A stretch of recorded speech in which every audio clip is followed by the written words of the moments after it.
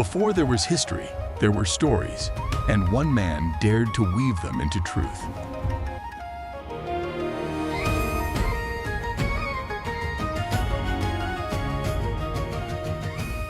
This is the showing forth of the inquiry of Herodotus of Halicarnassos, to the end that neither the deeds of men may be forgotten by lapse of time, nor the works great and marvellous, which have been produced some by Hellenes and some by barbarians, may lose their renown, and especially that the causes may be remembered for which these waged war with one another. Those of the Persians who have knowledge of history declare that the Phoenicians first began the quarrel. These, they say, came from that which is called the Erythraean Sea to this of ours, and having settled in the land where they continue even now to dwell, set themselves forthwith to make long voyages by sea. And conveying merchandise of Egypt and of Assyria, they arrived at other places and also at Argos. Now Argos was at that time in all points the first of the states within that land which is now called Hellas. The Phoenicians arrived then at this land of Argos, and began to dispose of their ship's cargo. And on the 5th or 6th day, after they had arrived, when their goods had been almost all sold, there came down to the sea a great company of women, and among them the daughter of the king. And her name, as the Hellenes also agree, was Io, the daughter of Inachos. These, standing near to the stern of the ship, were buying of the wares, such as pleased them most. When of a sudden the Phoenicians, passing the word from one to another, made a rush upon them. And the greater part of the women escaped by flight, but Io and certain others were carried off. So they put them on board their ship, and forthwith departed, sailing away to Egypt. In this manner the Persians report that Io came to Egypt, not agreeing therein with the Hellenes, and this, they say, was the first beginning of wrongs. Then after this, they say, certain Hellenes, but the name of the people they are not able to report, put into the city of Tyre in Phoenicia, and carried off the king's daughter Europa. These would doubtless be Cretans, and so they were quits for the former injury. After this, however, the Hellenes, they say, were the authors of the second wrong. For they sailed into Aya of Colchis, and to the river Phasis, with a ship of war. And from thence, after they had done the other business for which they came, they carried off the king's daughter Medea. And the king of Colchis sent a herald to the land of Hellas, and demanded satisfaction for the rape, and to have his daughter back. But they answered that, as the barbarians had given them no satisfaction for the rape of Io the Argive, so neither would they give satisfaction to the barbarians for this. In the next generation after this, they say, Alexander the son of Priam, having heard of these things, desired to get a wife for himself by violence from Hellas, being fully assured that he would not be compelled to give any satisfaction for this wrong, inasmuch as the Hellenes gave none for theirs. So he carried off Helen, and the Hellenes resolved to send messengers first, and to demand her back with satisfaction for the rape. And when they put forth this demand, the others alleged to them the rape of Medea, saying that the Hellenes were now desiring satisfaction to be given to them by others, though they had given none themselves, nor had surrendered the person when demand was made. Up to this point, they say, nothing more happened than the carrying away of women on both sides. But after this the Hellenes were very greatly to blame. For they set the first example of war, making an expedition into Asia before the barbarians made any into Europe. Now they say that in their judgment, though it is an act of wrong to carry away women by force, it is a folly to set one's heart on taking vengeance for their rape. And the wise course is to pay no regard when they have been carried away. For it is evident that they would never be carried away if they were not themselves willing to go. And the Persians say that they, namely the people of Asia, when their women were carried away by force, had made it a matter of no account. But the Hellenes, on account of a woman of Lacedaemon, gathered together a great armament, and then came to Asia, and destroyed the dominion of Priam, and that from this time forward they had always considered the Hellenic race to be their enemy. For Asia and the barbarian races which dwell there, the Persians claim as belonging to them. But Europe and the Hellenic race they consider to be parted off from them. The Persians, for their part, say that things happened thus, and they conclude that the beginning of their quarrel with the Hellenes was on account of the taking of Ilion. But as regards Io, the Phoenicians do not agree with the Persians in telling the tale thus, for they deny that they carried her off to Egypt by violent means, and they say on the other hand that when they were in Argos she was intimate with the master of their ship, and perceiving that she was with child, she was ashamed to confess it to her parents, and therefore sailed away with the Phoenicians of her own will for fear of being found out.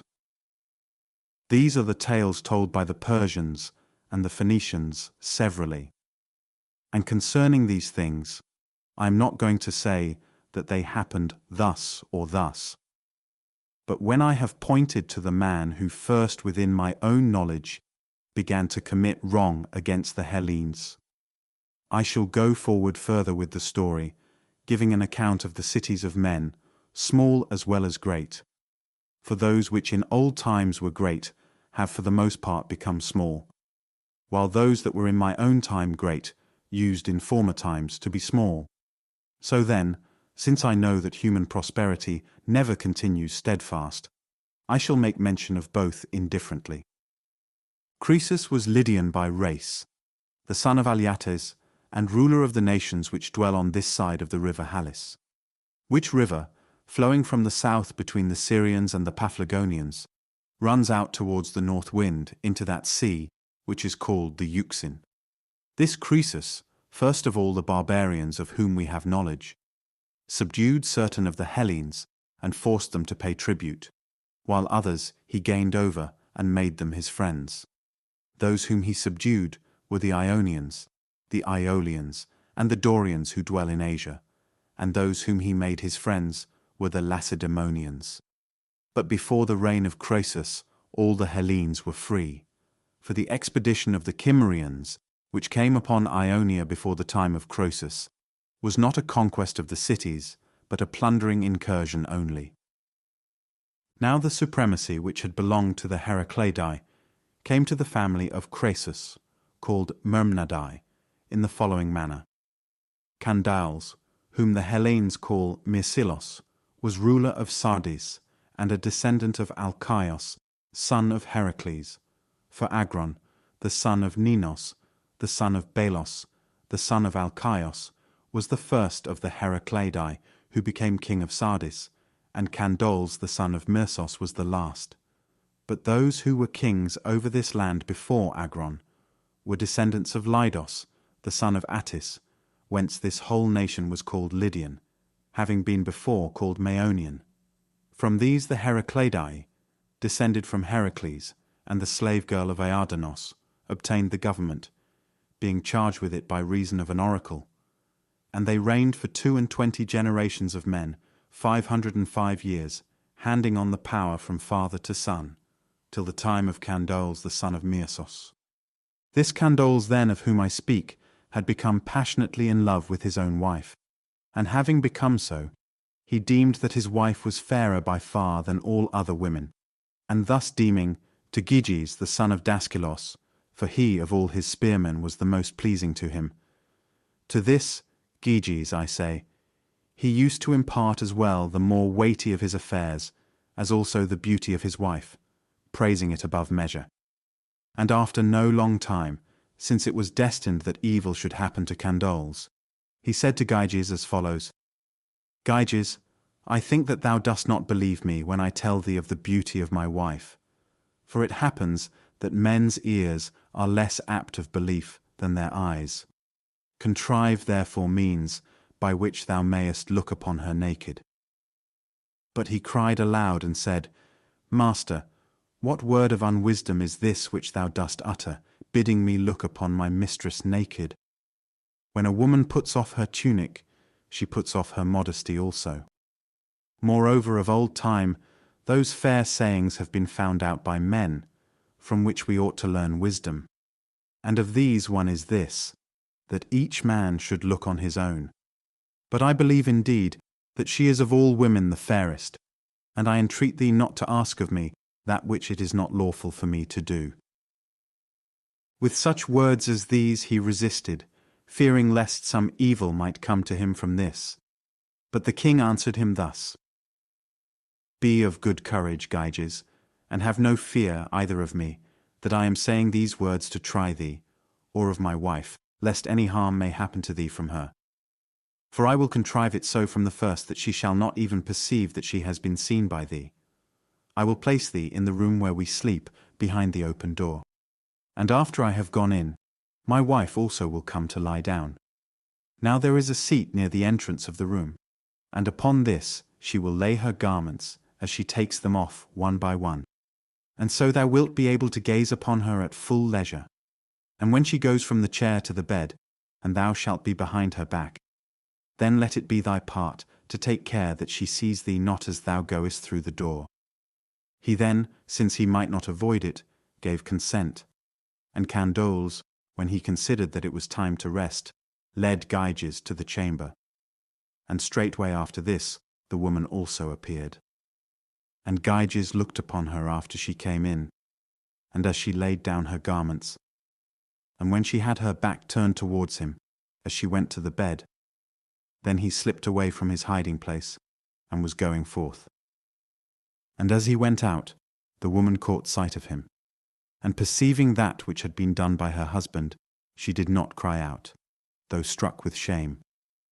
But she made as though she had not perceived the matter, meaning to avenge herself upon Candoles.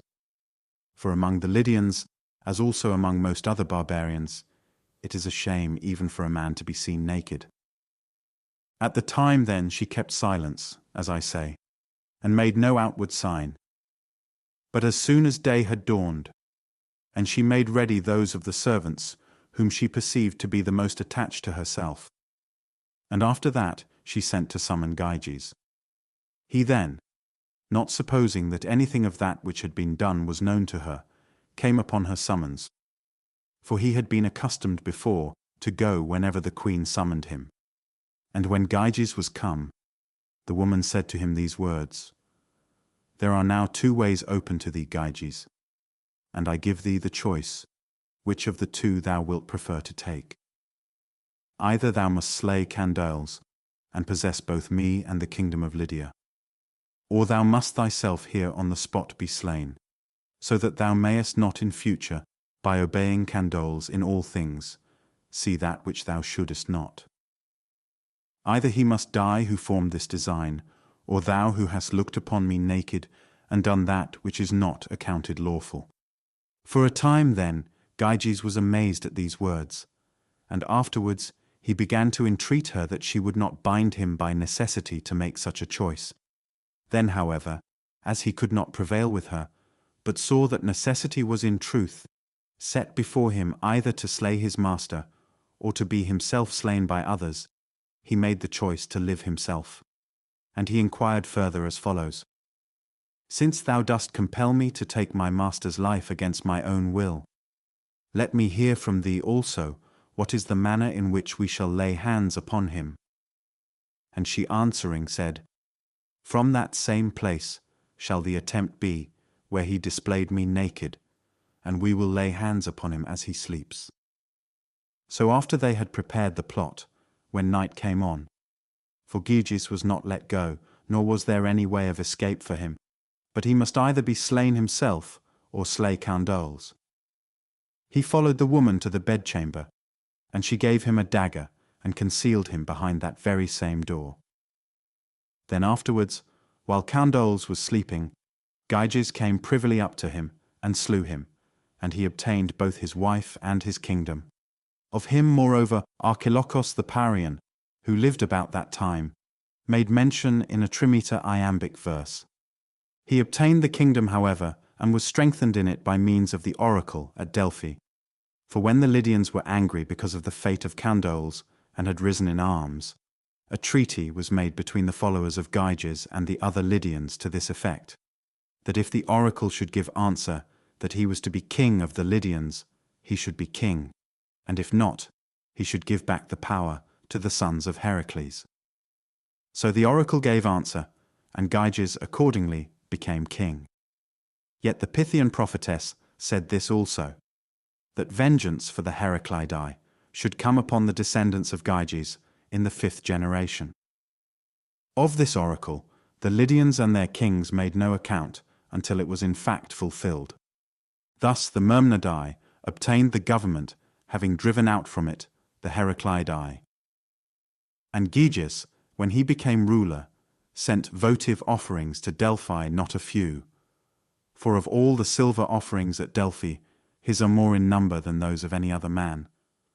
And besides the silver, he offered a vast quantity of gold, and especially one offering which is more worthy of mention than the rest, namely 6 golden mixing bowls, which are dedicated there as his gift. Of these the weight is 30 talents, and they stand in the treasury of the Corinthians. Though in truth this treasury does not belong to the state of the Corinthians, but is that of Kypselos, the son of Aetion. This Gyges was the first of the barbarians within our knowledge who dedicated votive offerings at Delphi, except only Midas, the son of Gordius, king of Phrygia, who dedicated for an offering the royal throne on which he sat before all to decide causes. And this throne, a sight worth seeing, stands in the same place with the bowls of Gyges. This gold and silver which Gyges dedicated is called Gygian by the people of Delphi, after the name of him who offered it. Now, Gyges also, as soon as he became king, led an army against Miletos and Smyrna, and he took the lower town of Colophon. But no other great deed did he do in his reign, which lasted 38 years. Therefore we will pass him by with no more mention than has already been made. And I will speak now of Ardys, the son of Gyges, who became king after Gyges. He took Priene and made an invasion against Miletos. And while he was ruling over Sardis, the Cimmerians, driven from their abodes by the nomad Scythians, came to Asia and took Sardis, except the citadel. Now when Ardys had been king for 49 years, Sadiates his son succeeded to his kingdom and reigned 12 years, and after him Aliates. This last made war against Cyaxares, the descendant of Deioces, and against the Medes, and he drove the Cimmerians forth out of Asia, and he took Smyrna, which had been founded from Colophon, and made an invasion against Clazomenae. From this he returned not as he desired, but with great loss. During his reign, however, he performed other deeds very worthy of mention as follows. He made war with those of Miletos, having received this war as an inheritance from his father. For he used to invade their land and besiege Miletos in the following manner. Whenever there were ripe crops upon the land, then he led an army into their confines, making his march to the sound of pipes and harps and flutes, both of male and female tone. And when he came to the Milesian land, he neither pulled down the houses that were in the fields, nor set fire to them, nor tore off their doors, but let them stand as they were. The trees, however, and the crops that were upon the land he destroyed, and then departed by the way he came. For the men of Miletos had command of the sea, so that it was of no use for his army to blockade them. And he abstained from pulling down the houses to the end, that the Milesians might have places to dwell in while they sowed and tilled the land. And by the means of their labour he might have somewhat to destroy when he made his invasion. Thus he continued to war with them for 11 years, and in the course of these years the Milesians suffered 2 great defeats, once when they fought a battle in the district of Lemenion in their own land, and again in the plain of Maiander. Now for 6 of the 11 years Sadiates the son of Ardys was still ruler of the Lydians, the same who was wont to invade the land of Miletos at the times mentioned. For this Sadiates was he who first began the war. But for the 5 years which followed, these first 6, the war was carried on by Aliates, the son of Sadiates, who received it as an inheritance from his father, as I have already said, and applied himself to it earnestly. And none of the Ionians helped those of Miletos bear the burden of this war, except only the men of Chios. These came to their aid to pay back like with like, for the Milesians had formerly assisted the Chians throughout their war with the people of Erythrae. Then in the 12th year of the war, when standing corn was being burnt by the army of the Lydians, it happened as follows. As soon as the corn was kindled, it was driven by a violent wind, and set fire to the temple of Athene, surnamed of Asessos, and the temple being set on fire was burnt down to the ground. Of this no account was made then.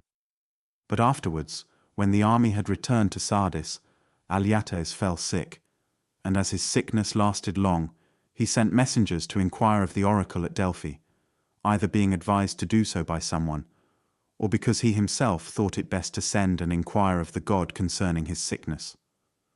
But when these arrived at Delphi, the Pythian prophetess said that she would give them no answer, until they should have built up again the temple of Athene, which they had burnt at Asessos, in the land of Miletos. Thus much I know by the report of the people of Delphi.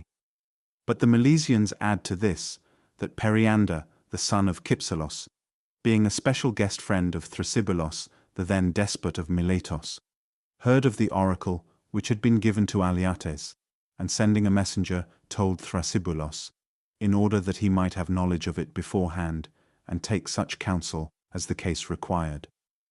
This is the story told by the Milesians. And Alyattes, when this answer was reported to him, sent a herald forthwith to Miletos, desiring to make a truce with Thrasybulus and the Milesians for so long a time, as he should be building the temple. He then was being sent as envoy to Miletos, and Thrasybulus in the meantime being informed beforehand of the whole matter, and knowing what Alyattes was meaning to do, contrived this device. He gathered together in the marketplace all the store of provisions which was found in the city, both his own and that which belonged to private persons. And he proclaimed to the Milesians that on a signal given by him they should all begin to drink and make merry with one another. This Thrasybulus did, and thus proclaimed to the end that the herald from Sardis, seeing a vast quantity of provisions carelessly piled up, and the people feasting, might report this to Alyattes. And so in fact it happened. For when the herald returned to Sardis after seeing this, and delivering to Thrasybulus the charge which was given to him by the king of Lydia, the peace which was made came about, as I am informed, merely because of this. For Alyattes, who thought that there was a great famine in Miletos, and that the people had been worn down to the extreme of misery, heard from the herald, when he returned from Miletos, the opposite to that which he himself supposed.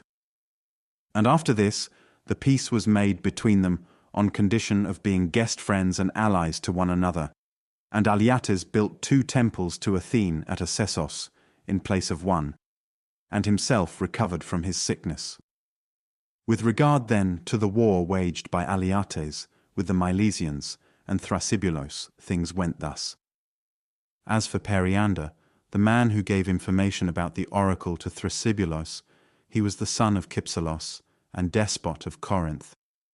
In his life, say the Corinthians, and with them agree the Lesbians, there happened to him a very great marvel, namely that Arion of Methymna was carried ashore at Tyneron upon a dolphin's back. This man was a harper, second to none of those who then lived, and the first, so far as we know, who composed a dithyramb, naming it so and teaching it to a chorus at Corinth. This Arion, they say, who for the most part of his time stayed with Periander, conceived a desire to sail to Italy and Sicily, and after he had there acquired large sums of money, he wished to return again to Corinth. He set forth therefore from Taurus, and as he had faith in Corinthians more than in other men, he hired a ship with a crew of Corinthians. These, the story says, when out in open sea, formed a plot to cast Arion overboard, and so possess his wealth. And he, having obtained knowledge of this, made entreaties to them, offering them his wealth and asking them to grant him his life. With this, however, he did not prevail upon them, But the men who were conveying him bade him either slay himself there, that he might receive burial on the land, or leap straightway into the sea. So Arion, being driven to a strait, entreated them that since they were so minded, they would allow him to take his stand in full minstrel's garb upon the deck of the ship and sing. And he promised to put himself to death after he had sung. They then, well pleased to think that they should hear the best of all minstrels upon earth, drew back from the stern towards the middle of the ship. And he put on the full minstrel's garb, and took his lyre, and standing on the deck, performed the Orthian measure. Then, as the measure ended, he threw himself into the sea, just as he was, in his full minstrel's garb. And they went on sailing away to Corinth. But him, they say, a dolphin supported on its back, and brought him to shore at Tyneron. When he had come to land, he proceeded to Corinth with his minstrel's garb. Thither having arrived, he related all that had been done. And Periander, doubting of his story, kept Arion in guard, and would let him go nowhere, while he kept careful watch for those who had conveyed him. When these came, he called them, and inquired of them if they had any report to make of Arion. And when they said that he was safe in Italy, and that they had left him at Taurus faring well, Arion suddenly appeared before them, in the same guise as when he made his leap from the ship. And they, being struck with amazement, were no longer able to deny when they were questioned. This is the tale told by the Corinthians and Lesbians alike. And there is at Tyneron a votive offering of Arion of no great size, namely a bronze figure of a man upon a dolphin's back. Alyattes the Lydian, when he had thus waged war against the Milesians, afterwards died, having reigned 57 years.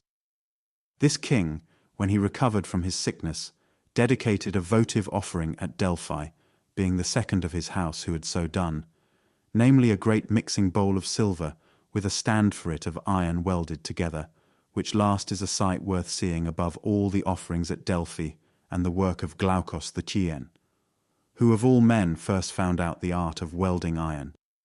After Alyattes was dead, Croesus the son of Alyattes received the kingdom in succession, being 35 years of age. He, as I said, fought against the Hellenes, and of them he attacked the Ephesians first. The Ephesians then, being besieged by him, dedicated their city to Artemis, and tied a rope from the temple to the wall of the city. Now the distance between the ancient city, which was then being besieged, and the temple is 7 furlongs.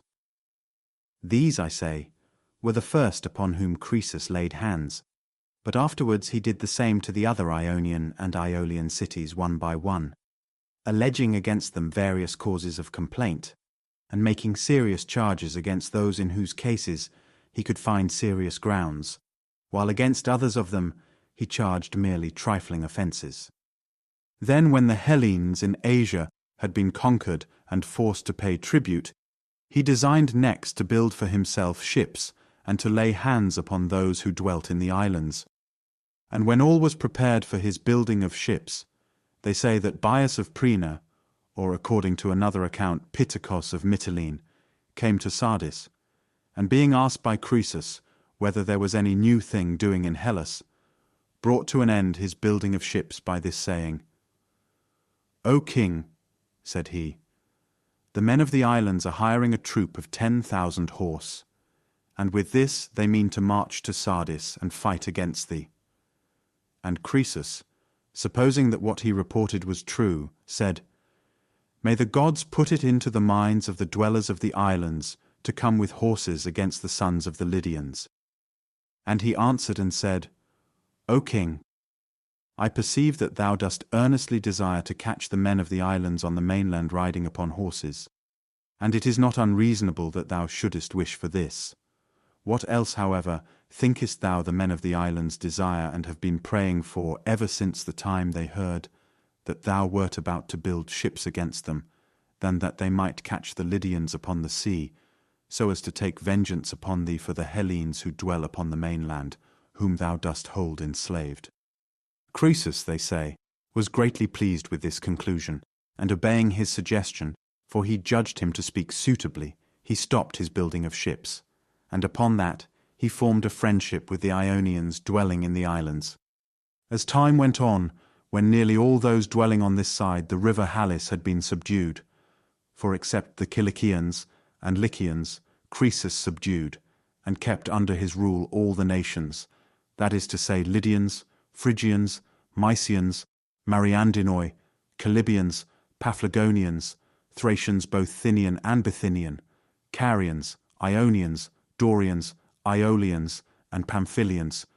When these, I say, had been subdued, and while he was still adding to his Lydian dominions, there came to Sardis, then at the height of its wealth, all the wise men of Hellas, who chanced to be alive at that time, brought thither severally by various occasions. And of them one was Solon the Athenian, who after he had made laws for the Athenians at their bidding, left his native country for 10 years and sailed away, saying that he desired to visit various lands, in order that he might not be compelled to repeal any of the laws which he had proposed. For of themselves the Athenians were not competent to do this, having bound themselves by solemn oaths to submit for 10 years to the laws which Solon should propose for them. So Solon, having left his native country for this reason, and for the sake of seeing various lands, came to Amasis in Egypt, and also to Croesus at Sardis. Having there arrived, he was entertained as a guest by Croesus in the king's palace. And afterwards, on the 3rd or 4th day, at the bidding of Croesus, his servants led Solon round to see his treasuries. And they showed him all things, how great and magnificent they were.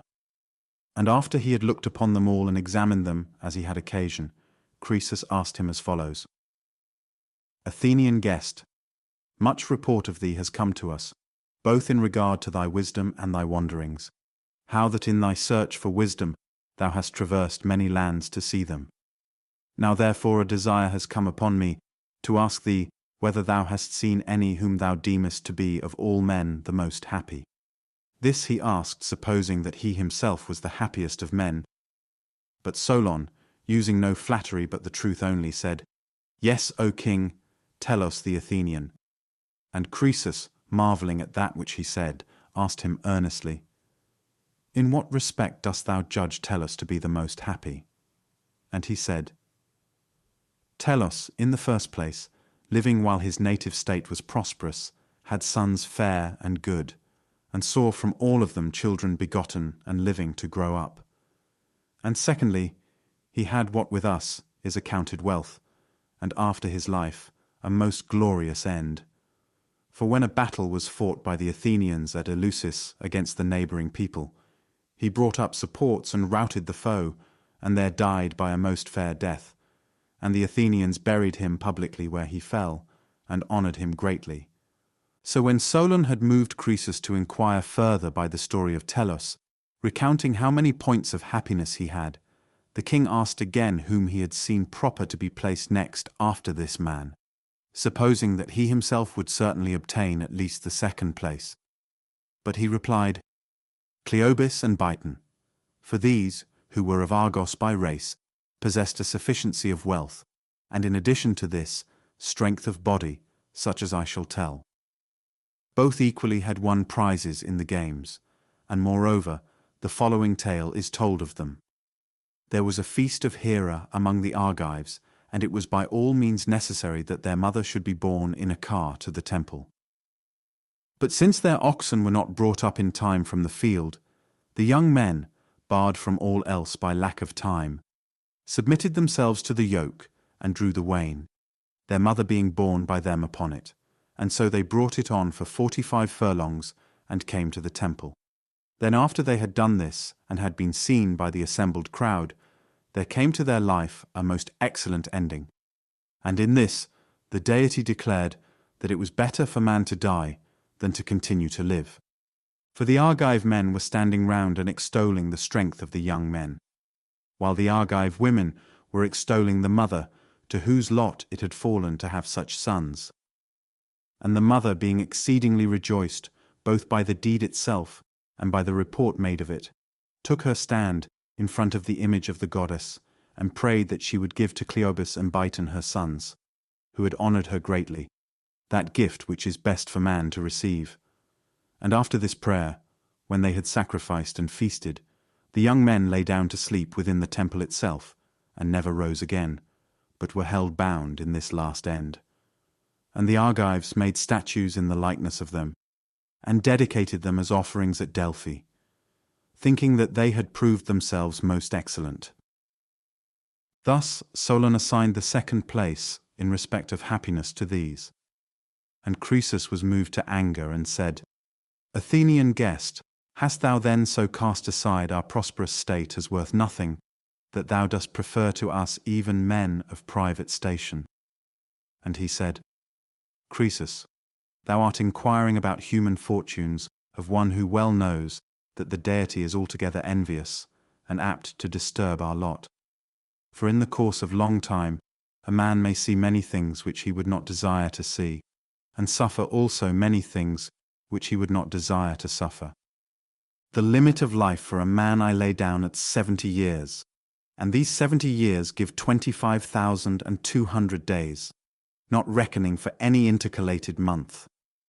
Then if every other one of these years shall be made longer by 1 month, that the seasons may be caused to come round at the due time of the year, the intercalated months will be in number 50 and 30 besides the 70 years, and of these months the days will be 1,050. Of all these days, being in number 26,250, which go to the 70 years, one day produces nothing at all, which resembles what another brings with it. Thus then, O Croesus, man is altogether a creature of accident. As for thee, I perceive that thou art both great in wealth and king of many men. But that of which thou didst ask me I cannot call thee yet, until I learn that thou hast brought thy life to a fair ending. For the very rich man is not at all to be accounted more happy than he who has but his subsistence from day to day, unless also the fortune go with him of ending his life well in possession of all things fair.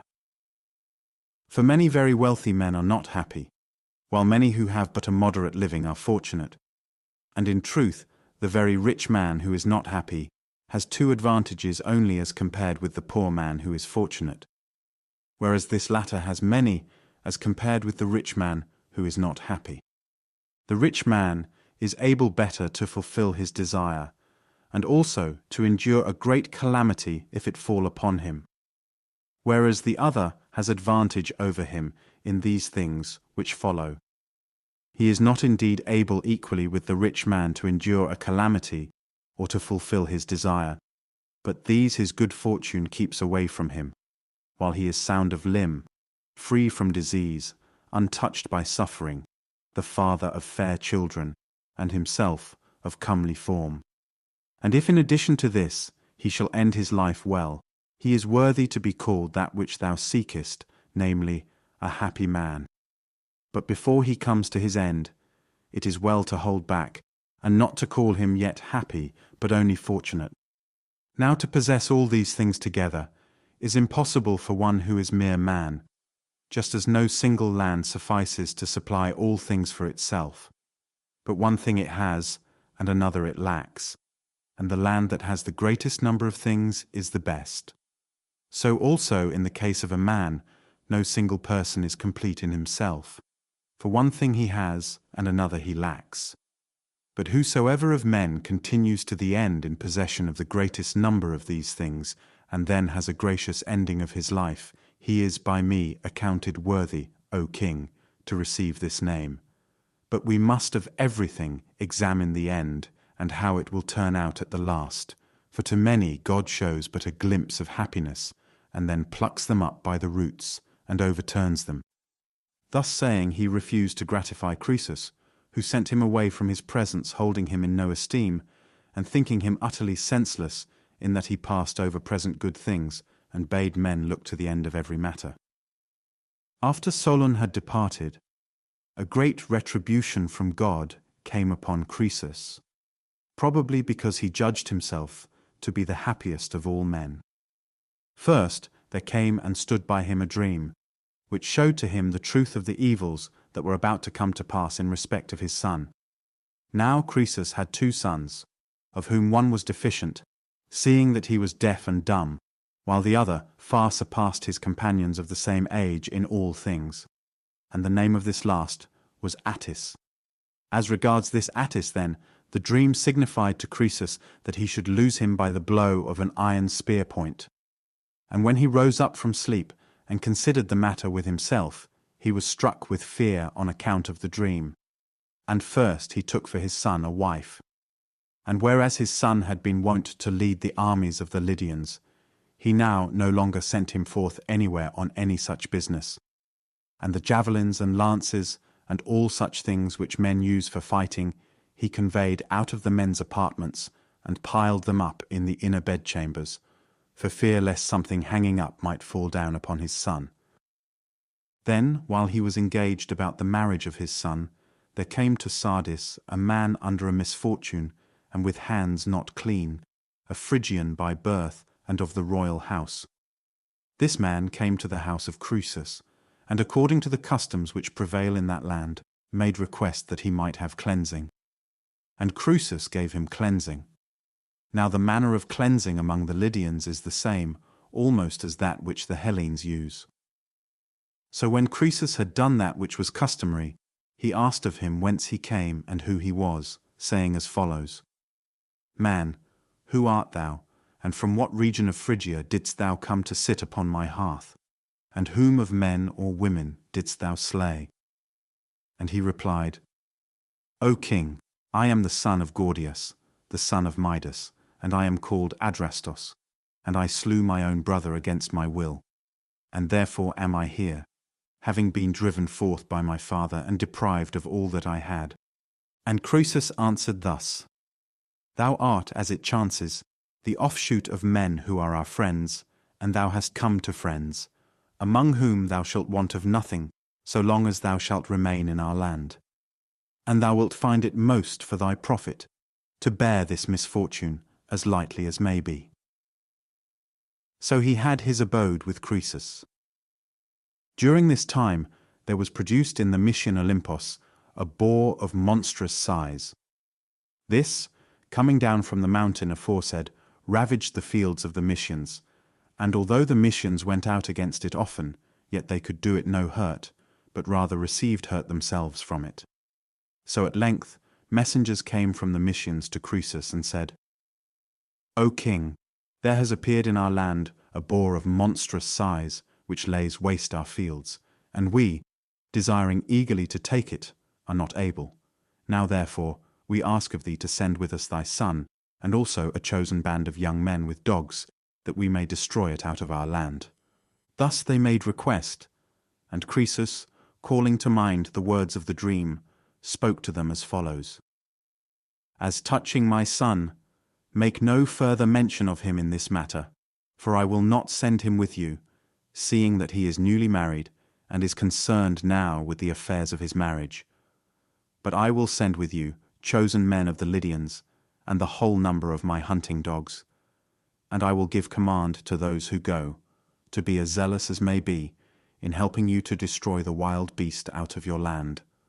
Thus he made reply. And while the Mysians were being contented with this answer, there came in also the son of Croesus, having heard of the request made by the Mysians.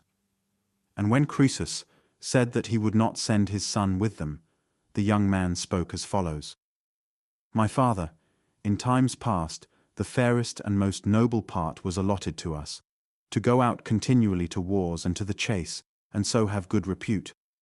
But now thou hast debarred me from both of these, although thou hast not observed in me any cowardly or faint-hearted spirit. And now, with what face must I appear when I go to and from the marketplace of the city? What kind of a man shall I be esteemed by the citizens? And what kind of a man shall I be esteemed by my newly married wife? With what kind of a husband will she think that she is mated? Therefore, either let me go to the hunt, or persuade me by reason, that these things are better for me done as now they are. And Croesus made answer thus: My son, not because I have observed in thee any spirit of cowardice or any other ungracious thing, do I act thus. But a vision of a dream came and stood by me in my sleep, and told me that thou shouldest be short-lived, and that thou shouldest perish by a spear point of iron.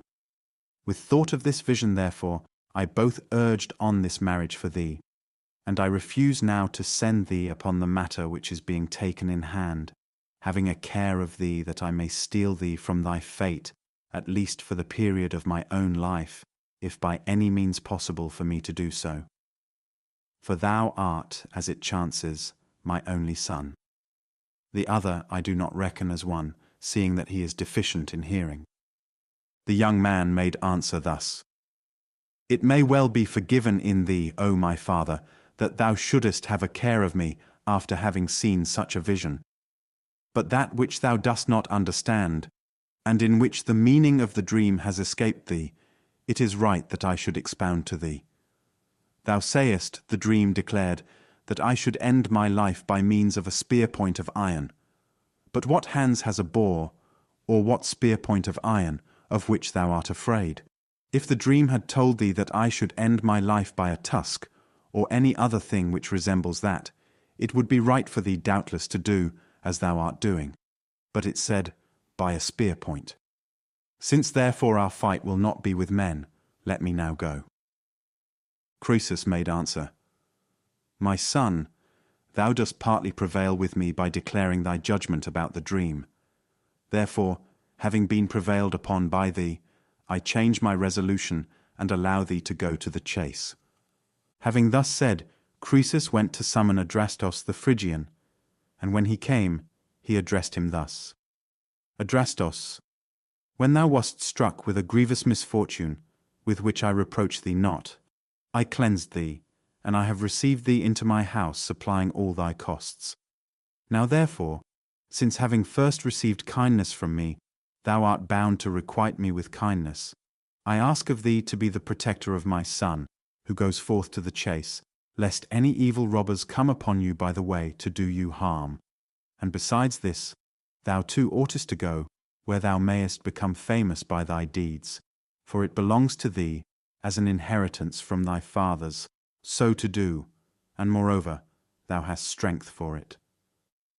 Adrastos made answer: O king, but for this I should not have been going to any such contest of valor. For first, it is not fitting that one who is suffering such a great misfortune as mine should seek the company of his fellows who are in prosperity. And secondly, I have no desire for it, and for many reasons I should have kept myself away. But now, since thou art urgent with me, and I ought to gratify thee, for I am bound to requite thee with kindness, I am ready to do this. Expect therefore that thy son, whom thou commandest me to protect, will return home to thee unhurt, so far as his protector may avail to keep him safe. When he had made answer to Croesus in words like these, they afterwards set forth provided with chosen young men and with dogs. And when they were come to Mount Olympos, they tracked the animal, and having found it and taken their stand round in a circle, they were hurling against it their spears. Then the guest, he who had been cleansed of manslaughter, whose name was Adrastos, hurling a spear at it, missed the boar and struck the son of Croesus. So he, being struck by the spear point, fulfilled the saying of the dream. And one ran to report to Croesus that which had come to pass. And having come to Sardis, he signified to him of the combat and of the fate of his son. And Croesus was very greatly disturbed by the death of his son, and was much the more moved to complaining by this, namely that his son was slain by the man whom he had himself cleansed of manslaughter. And being grievously troubled by the misfortune, he called upon Zeus the cleanser, protesting to him that which he had suffered from his guest, and he called moreover upon the protector of suppliants and the guardian of friendship, naming still the same God, and calling upon him as the protector of suppliants, because when he received the guest into his house, he had been fostering ignorantly the slayer of his son, and as the guardian of friendship, because having sent him as a protector, he had found him the worst of foes. After this, the Lydians came bearing the corpse, and behind it followed the slayer. And he, taking his stand before the corpse, delivered himself up to Croesus, holding forth his hands, and bidding the king slay him over the corpse, speaking of his former misfortune, and saying that in addition to this, he had now been the destroyer of the man who had cleansed him of it, and that life for him was no more worth living.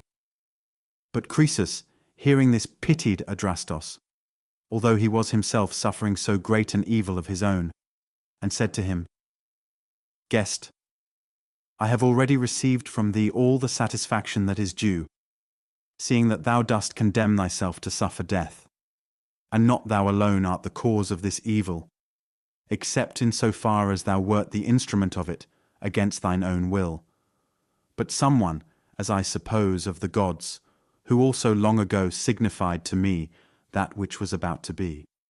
So Croesus buried his son as was fitting, but Adrastos, the son of Gordius, the son of Midas, he who had been the slayer of his own brother, and the slayer also of the man who had cleansed him, when silence came of all men round about the tomb, recognizing that he was more grievously burdened by misfortune than all men of whom he knew, slew himself upon the grave. For 2 years then, Croesus remained quiet in his mourning, because he was deprived of his son. But after this period of time, the overthrowing of the rule of Astyages, the son of Cyaxares, by Cyrus, the son of Cambyses, and the growing greatness of the Persians, caused Croesus to cease from his mourning, and led him to a care of cutting short the power of the Persians, if by any means he might, while yet it was in growth, and before they should have become great. So having formed this design, he began forthwith to make trial of the oracles, both those of the Hellenes and that in Libya, sending messengers some to one place and some to another, some to go to Delphi, others to Abai of the Phocians, and others to Dodona, and some were sent to the shrine of Amphiaraios, and to that of Trophonios, others to Branchidae in the land of Miletos. These are the oracles of the Hellenes, to which Croesus sent messengers to seek divination, and others he sent to the shrine of Ammon in Libya to inquire there.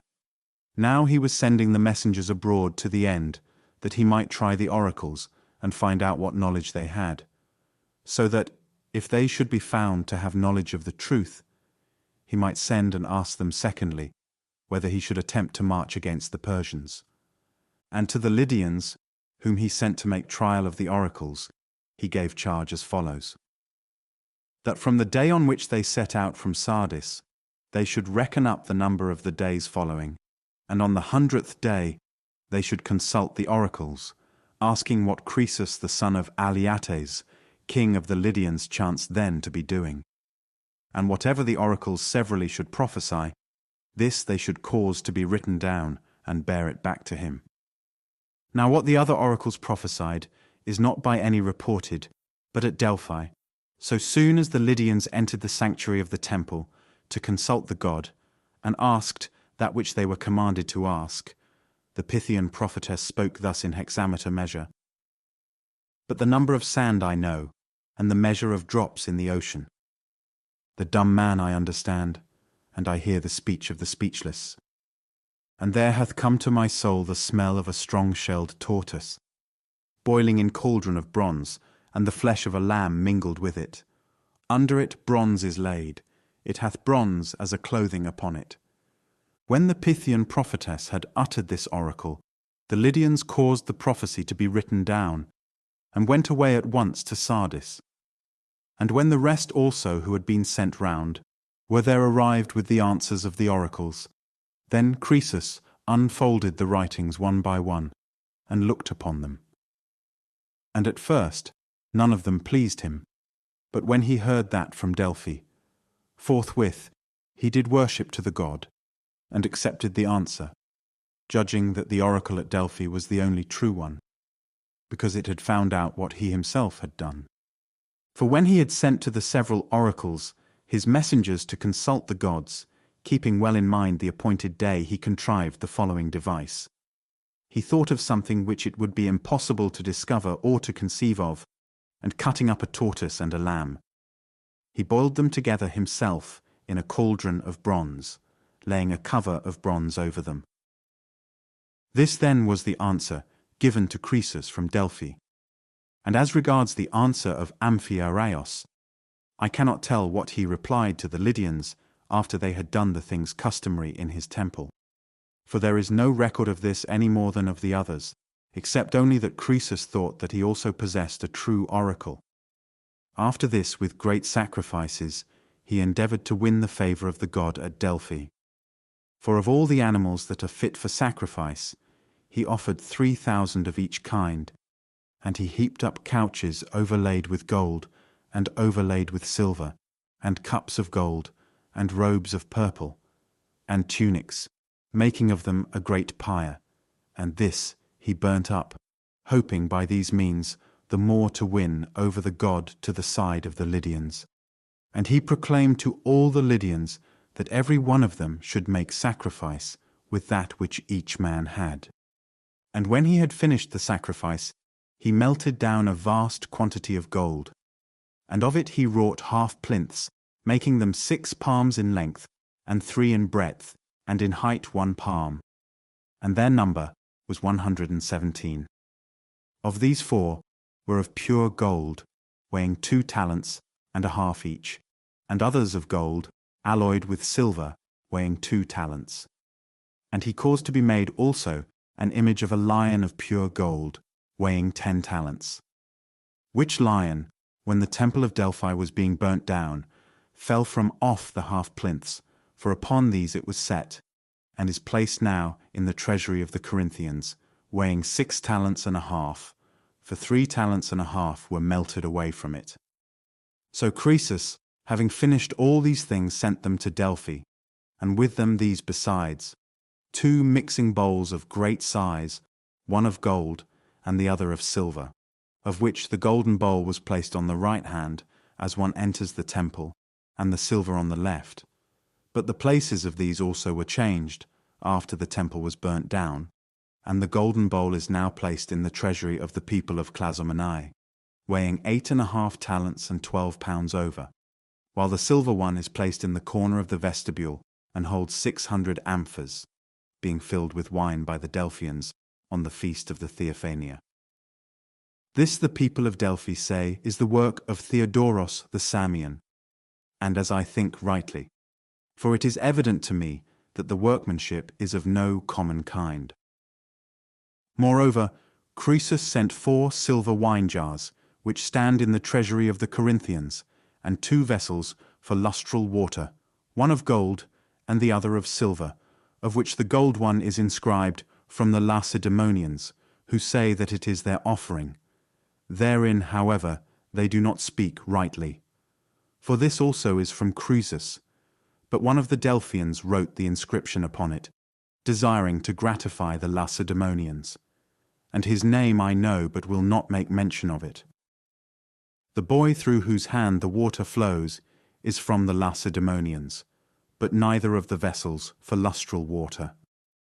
And many other votive offerings Croesus sent with these, not specially distinguished, among which are certain castings of silver of a round shape, and also a golden figure of a woman 3 cubits high, which the Delphians say is a statue of the baker of Croesus. Moreover, Croesus dedicated the ornaments from his wife's neck and her girdles. These are the things which he sent to Delphi, and to Amphiaraos, having heard of his valor and of his evil fate. He dedicated a shield made altogether of gold throughout, and a spear all of solid gold, the shaft being of gold also, as well as the 2 points, which offerings were both remaining even to my time at Thebes in the temple of Ismenian Apollo. To the Lydians, who were to carry these gifts to the temples, Croesus gave charge that they should ask the oracles this question also: whether Croesus should march against the Persians, and if so, whether he should join with himself any army of men as his friends. And when the Lydians had arrived at the places to which they had been sent, and had dedicated the votive offerings, they inquired of the oracles and said, Croesus, king of the Lydians and of other nations, considering that these are the only true oracles among men, presents to you gifts, such as your revelations deserve, and asks you again now whether he shall march against the Persians, and if so, whether he shall join with himself any army of men as allies. They inquired thus, and the answers of both the oracles agreed in one, declaring to Croesus that if he should march against the Persians, he should destroy a great empire. And they counselled him to find out the most powerful of the Hellenes, and join these with himself as friends. So, when the answers were brought back, and Croesus heard them, he was delighted with the oracles, and expecting that he would certainly destroy the kingdom of Cyrus, he sent again to Pytho, and presented to the men of Delphi, having ascertained the number of them, 2 staters of gold for each man. And in return for this, the Delphians gave to Croesus and to the Lydians precedence in consulting the oracle, and freedom from all payments, and the right to front seats at the games, with this privilege also for all time, that any one of them who wished should be allowed to become a citizen of Delphi. And having made presents to the men of Delphi, Croesus consulted the oracle the 3rd time. For from the time when he learnt the truth of the oracle, he made abundant use of it. And consulting the oracle, he inquired whether his monarchy would endure for a long time. And the Pythian prophetess answered him thus: But when it cometh to pass that a mule of the Medes shall be monarch, then by the pebbly Hermos, O Lydian delicate-footed, flee and stay not, and be not ashamed to be called a coward. By these lines, when they came to him, Croesus was pleased more than by all the rest, for he supposed that a mule would never be ruler of the Medes instead of a man, and accordingly that he himself and his heirs would never cease from their rule. Then after this he gave thought to inquire which people of the Hellenes he should esteem the most powerful and gain over to himself as friends. Then after this he gave thought to inquire which people of the Hellenes he should esteem the most powerful and gain over to himself as friends. And inquiring, he found that the Lacedaemonians and the Athenians had the preeminence, the first of the Dorian and the others of the Ionian race. For these were the most eminent races in ancient time, the second being a Pelasgian and the first a Hellenic race, and the one never migrated from its place in any direction, while the other was very exceedingly given to wanderings. For in the reign of Deucalion this race dwelt in Pythiotis, and in the time of Doros, the son of Helen, in the land lying below Ossa and Olympos, which is called Histiaiotis. And when it was driven from Histiaiotis by the sons of Cadmos, it dwelt in Pindos, and was called Macednian. And thence it moved afterwards to Dryopis, and from Dryopis it came finally to Peloponnesus, and began to be called Dorian. What language, however, the Pelasgians used to speak, I am not able with certainty to say. But if one must pronounce judging by those that still remain of the Pelasgians, who dwelt in the city of Creston, above the Tyrsenians, and who were once neighbours of the race, now called Dorian, dwelling then in the land which is now called Thessaliotis, and also by those that remain of the Pelasgians, who settled at Placia and Skylake, in the region of the Hellespont, who before that had been settlers with the Athenians, and of the natives of the various other towns, which are really Pelasgian, though they have lost the name. If one must pronounce judging by these, the Pelasgians used to speak a barbarian language. If therefore all the Pelasgian race was such as these, then the Attic race, being Pelasgian, at the same time when it changed and became Hellenic, unlearnt also its language. For the people of Creston do not speak the same language with any of those who dwell about them, nor yet do the people of Placia, but they speak the same language one as the other. And by this it is proved that they still keep unchanged the form of language which they brought with them when they migrated to these places. As for the Hellenic race, it has used ever the same language, as I clearly perceive, since it first took its rise. But since the time when it parted off, feeble at first, from the Pelasgian race, setting forth from a small beginning, it has increased to that great number of races which we see, and chiefly because many barbarian races have been added to it besides. Moreover, it is true as I think, of the Pelasgian race also, that so far as it remained barbarian, it never made any great increase. Of these races, then Croesus was informed that the Athenian was held subject and torn with faction by Peisistratos, the son of Hippocrates, who then was despot of the Athenians. For to Hippocrates, when as a private citizen he went to view the Olympic Games, a great marvel had occurred. After he had offered the sacrifice, the cauldrons which were standing upon the hearth, full of pieces of flesh and of water, boiled without fire under them, and ran over.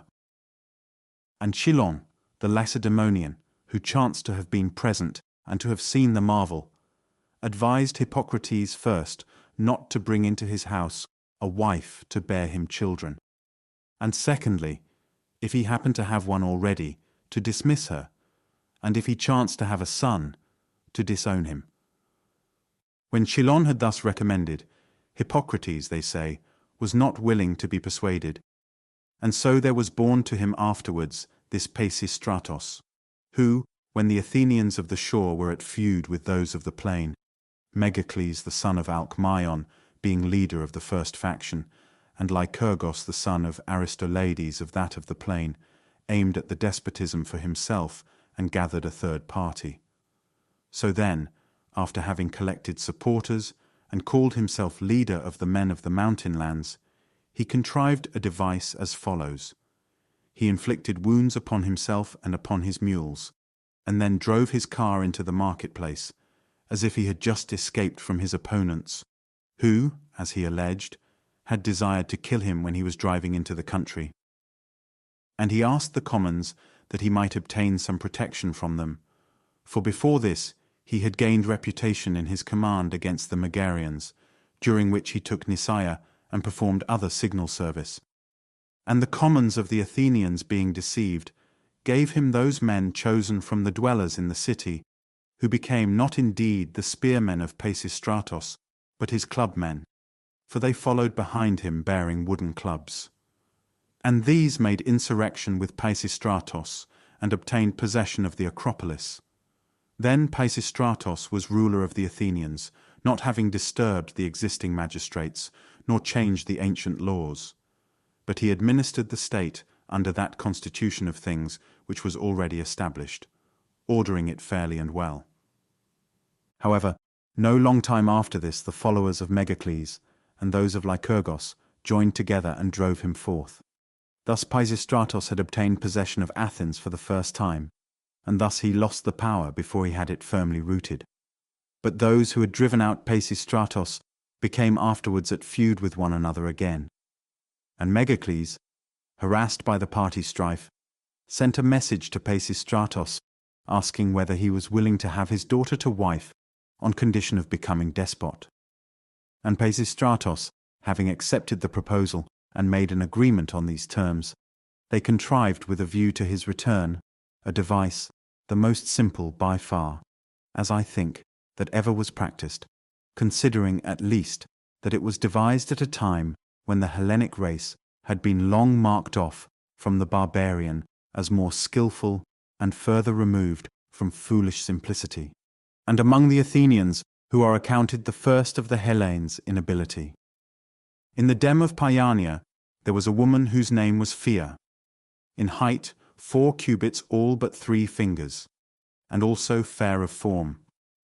This woman they dressed in full armour, and caused her to ascend a chariot, and showed her the bearing in which she might best beseem her part.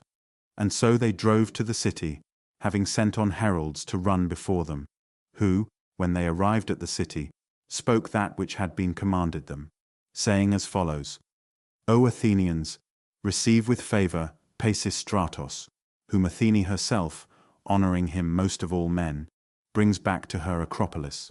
So the heralds went about hither and thither saying this, and straightway there came to the demes in the country round a report that Athene was bringing Peisistratos back, while at the same time the men of the city, persuaded that the woman was the very goddess herself, were paying worship to the human creature and receiving Peisistratos.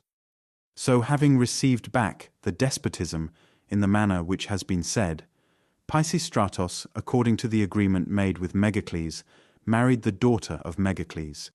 But as he had already sons, who were young men, and as the descendants of Alcmaeon were said to be under a curse, therefore not desiring that children should be born to him from his newly married wife, he had commerce with her, not in the accustomed manner. And at first the woman kept this secret, but afterwards she told her mother, whether in answer to her inquiry or not, I cannot tell. And the mother told her husband Megacles. He then was very indignant that he should be dishonored by Pisistratos, and in his anger straightway he proceeded to compose his quarrel with the men of his faction. And when Pisistratos heard of that which was being done against himself, he departed wholly from the land, and came to Eretria, where he took counsel together with his sons. And the advice of Hippias having prevailed, that they should endeavor to win back the despotism, they began to gather gifts of money from those states, which owed them obligations for favors received, and many contributed great sums, but the Thebans surpassed the rest in the giving of money. Then, not to make the story long, time elapsed, and at last everything was prepared for their return. For certain, Argives came as mercenaries from the Peloponnesus, and a man of Naxos had come to them of his own motion, whose name was Lygdamis, and showed very great zeal in providing both money and men. So starting from Eretria, after the lapse of 10 years, they returned back. And in Attica, the first place of which they took possession was Marathon. While they were encamping here, their partisans from the city came to them, and also others flowed in from the various dems, to whom despotic rule was more welcome than freedom.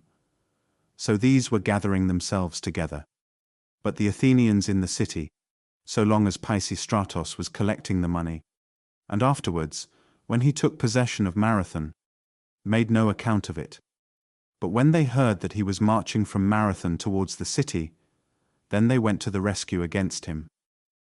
These then were going in full force to fight against the returning exiles, and the forces of Pisistratos, as they went towards the city starting from Marathon, met them just when they came to the temple of Athene Pelenis, and there encamped opposite to them. Then, moved by divine guidance, there came into the presence of Pisistratos Amphilytos, the Acarnanian, a soothsayer, who, approaching him, uttered an oracle in hexameter verse, saying thus: But now the cast hath been made, and the net hath been widely extended, and in the night the tunnies will dart through the moonlighted waters. This oracle he uttered to him being divinely inspired, and Pisistratos, having understood the oracle, and having said that he accepted the prophecy which was uttered, led his army against the enemy. Now the Athenians from the city were just at that time occupied with the morning meal, and some of them after their meal with games of dice, or with sleep. And the forces of Pisistratos fell upon the Athenians, and put them to flight. Then, as they fled, Pisistratos devised a very skilful counsel, to the end that the Athenians might not gather again into one body, but might remain scattered abroad. He mounted his sons on horseback, and sent them before him. And overtaking the fugitives, they said that which was commanded them by Pisistratos, bidding them be of good cheer, and that each man should depart to his own home. Thus then the Athenians did, and so Pisistratos for the third time obtained possession of Athens, and he firmly rooted his despotism by many foreign mercenaries, and by much revenue of money, coming partly from the land itself and partly from about the river Strymon, and also by taking as hostages the sons of those Athenians who had remained in the land and had not at once fled, and placing them in the hands of Naxos. For this also Pisistratos conquered by war and delivered into the charge of Lygdamis.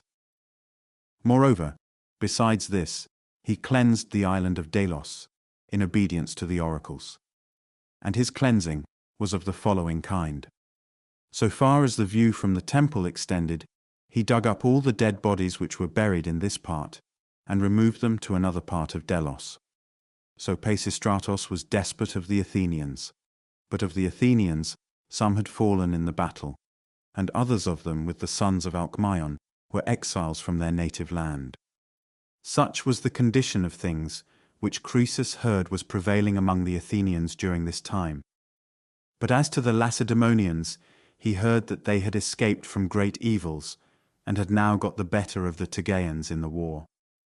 For when Leon and Hegesicles were kings of Sparta, the Lacedaemonians, who had good success in all their other wars, suffered disaster in that alone which they waged against the men of Tegea. Moreover, in the times before this, they had the worst laws of almost all the Hellenes, both in matters which concerned themselves alone, and also in that they had no dealings with strangers. And they made their change to a good constitution of laws thus. Lycurgus, a man of the Spartans who was held in high repute, came to the oracle at Delphi, and as he entered the sanctuary of the temple, straightway the Pythian prophetess said as follows: Lo, thou art come, O Lycurgus, to this rich shrine of my temple, loved thou by Zeus and by all who possess the abodes of Olympus. Whether to call thee a god, I doubt, in my voice is prophetic, god or a man, but rather a god I think, O Lycurgus.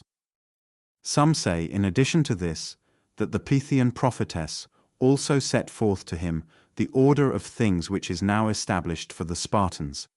But the Lacedaemonians themselves say that Lycurgus, having become guardian of Leobates his brother's son, who was king of the Spartans, brought in these things from Crete. For as soon as he became guardian, he changed all the prevailing laws, and took measures that they should not transgress his institutions.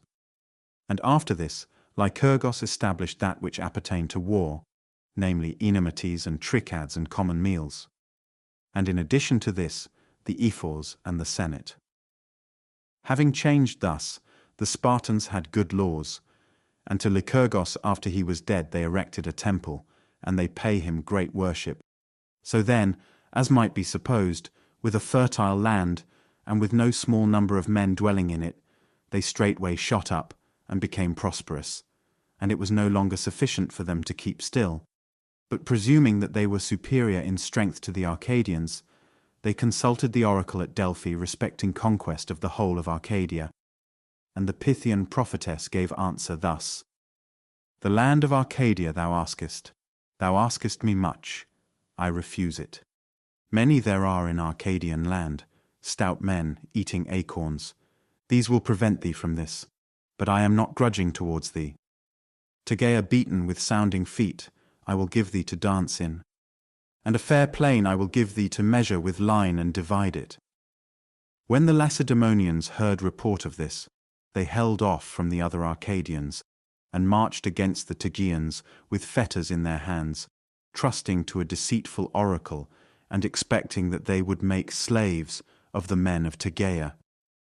But having been worsted in the encounter, those of them who were taken alive worked wearing the fetters which they themselves brought with them, and having measured with line and divided the plain of the Tegeans, and these fetters with which they had been bound were preserved even to my own time at Tegea, hanging about the temple of Athene Alea. In the former war then, I say they struggled against the Tegeans continually with ill success. But in the time of Croesus, and in the reign of Anaxandrides and Ariston at Lacedaemon, the Spartans had at length become victors in the war, and they became so in the following manner. As they continued to be always worsted in the war by the men of Tegea, they sent messengers to consult the oracle at Delphi, and inquired what god they should propitiate in order to get the better of the men of Tegea in the war. And the Pythian prophetess made answer to them that they should bring into their land the bones of Orestes the son of Agamemnon.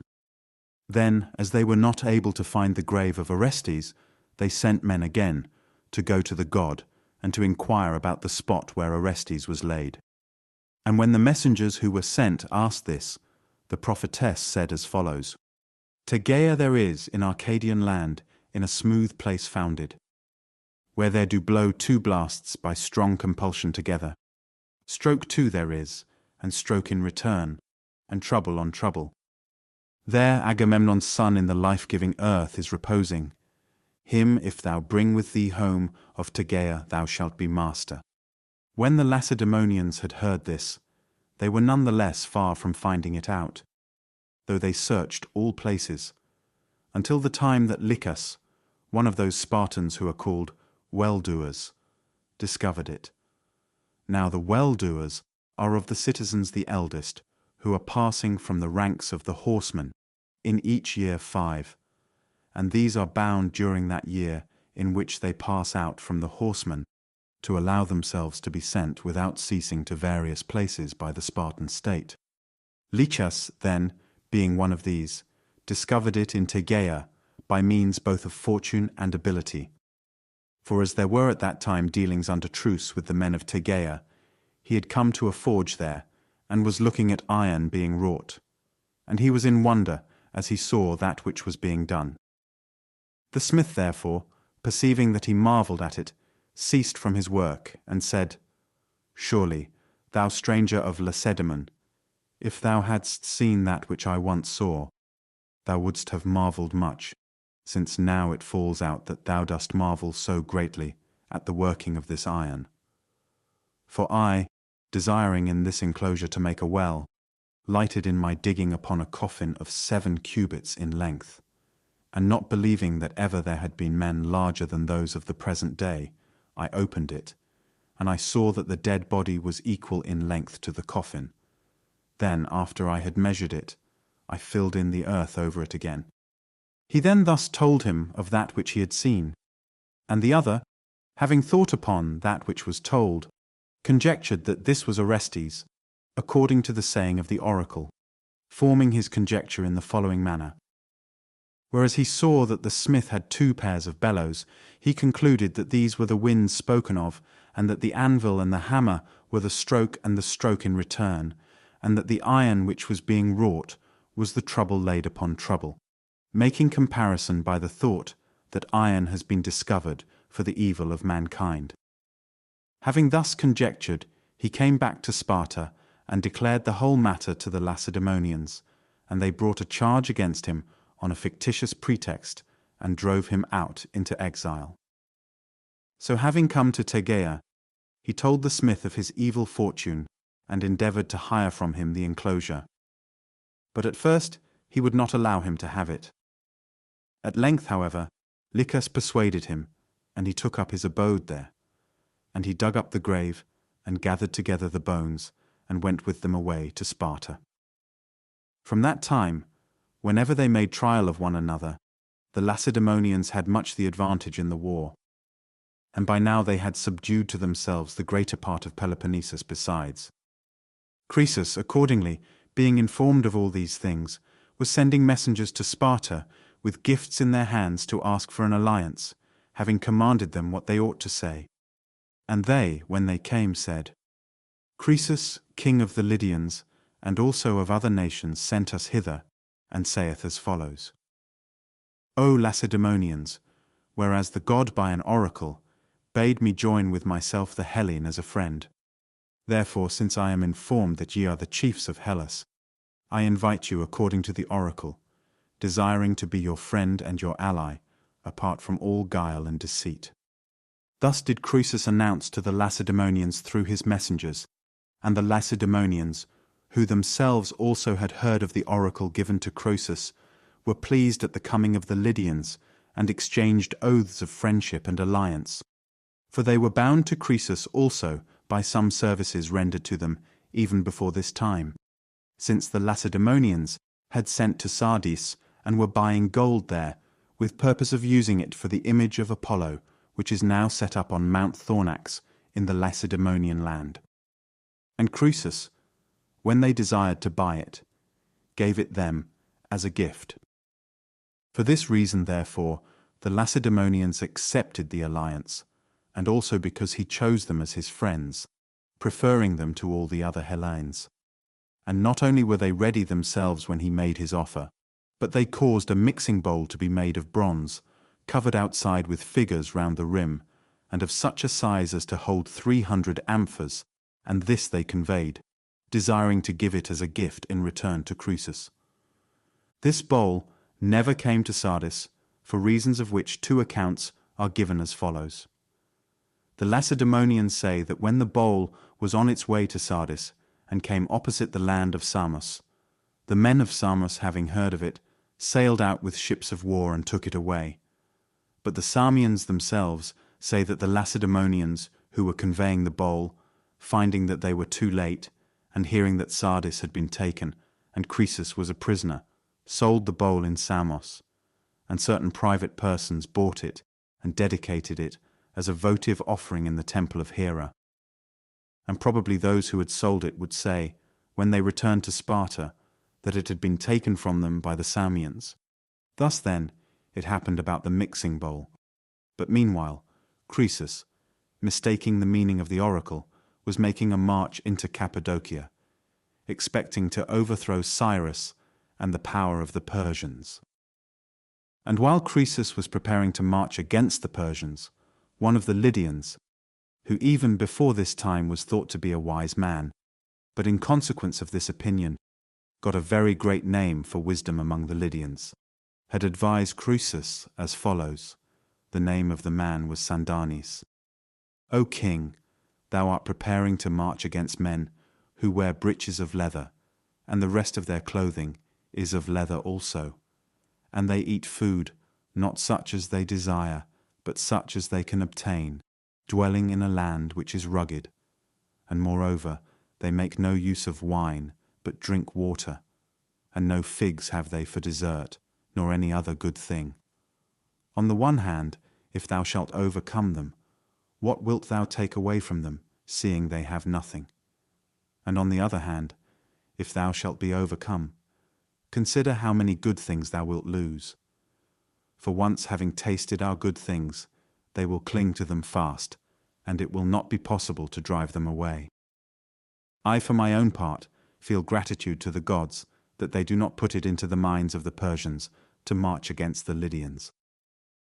Thus he spoke, not persuading Croesus.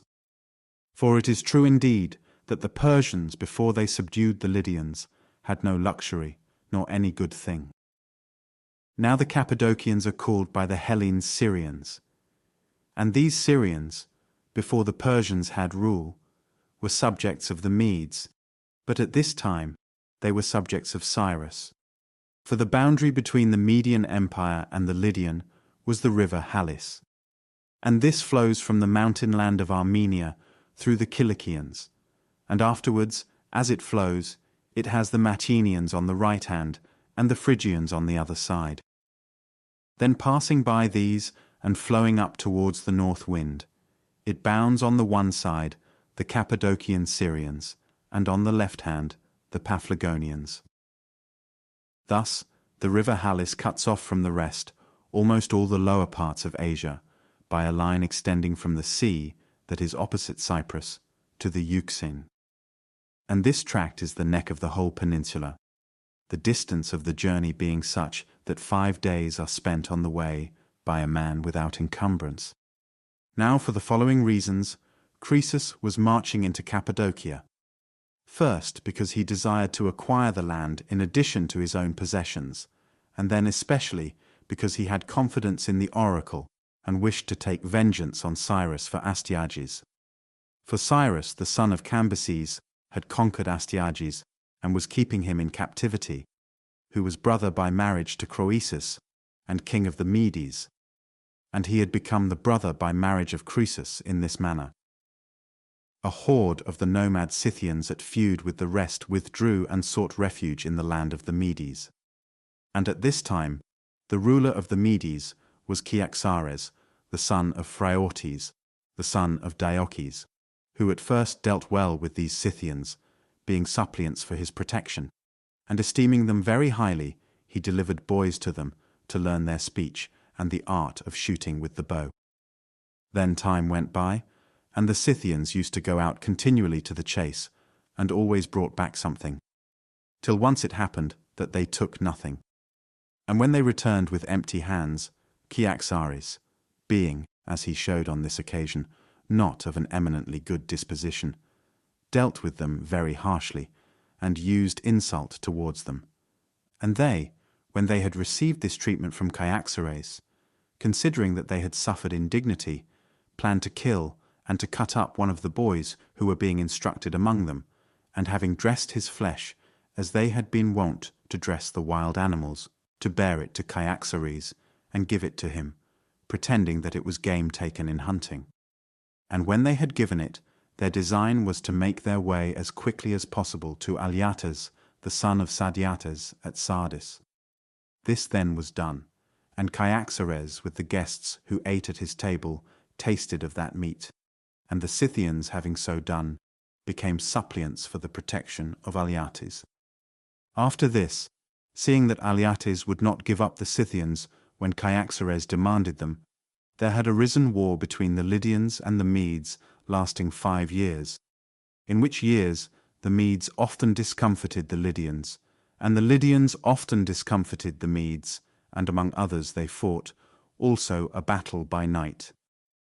And as they still carried on the war with equally balanced fortune, in the 6th year, a battle took place in which it happened, when the fight had begun, that suddenly the day became night. And this change of the day Thales the Milesian had foretold to the Ionians, laying down as a limit this very year in which the change took place. The Lydians, however, and the Medes, when they saw that it had become night instead of day, ceased from their fighting, and were much more eager, both of them, that peace should be made between them. And they who brought about the peace between them were Cyanesis the Cilician and Labynetos the Babylonian. These were they who urged also the taking of the oath by them, and they brought about an interchange of marriages.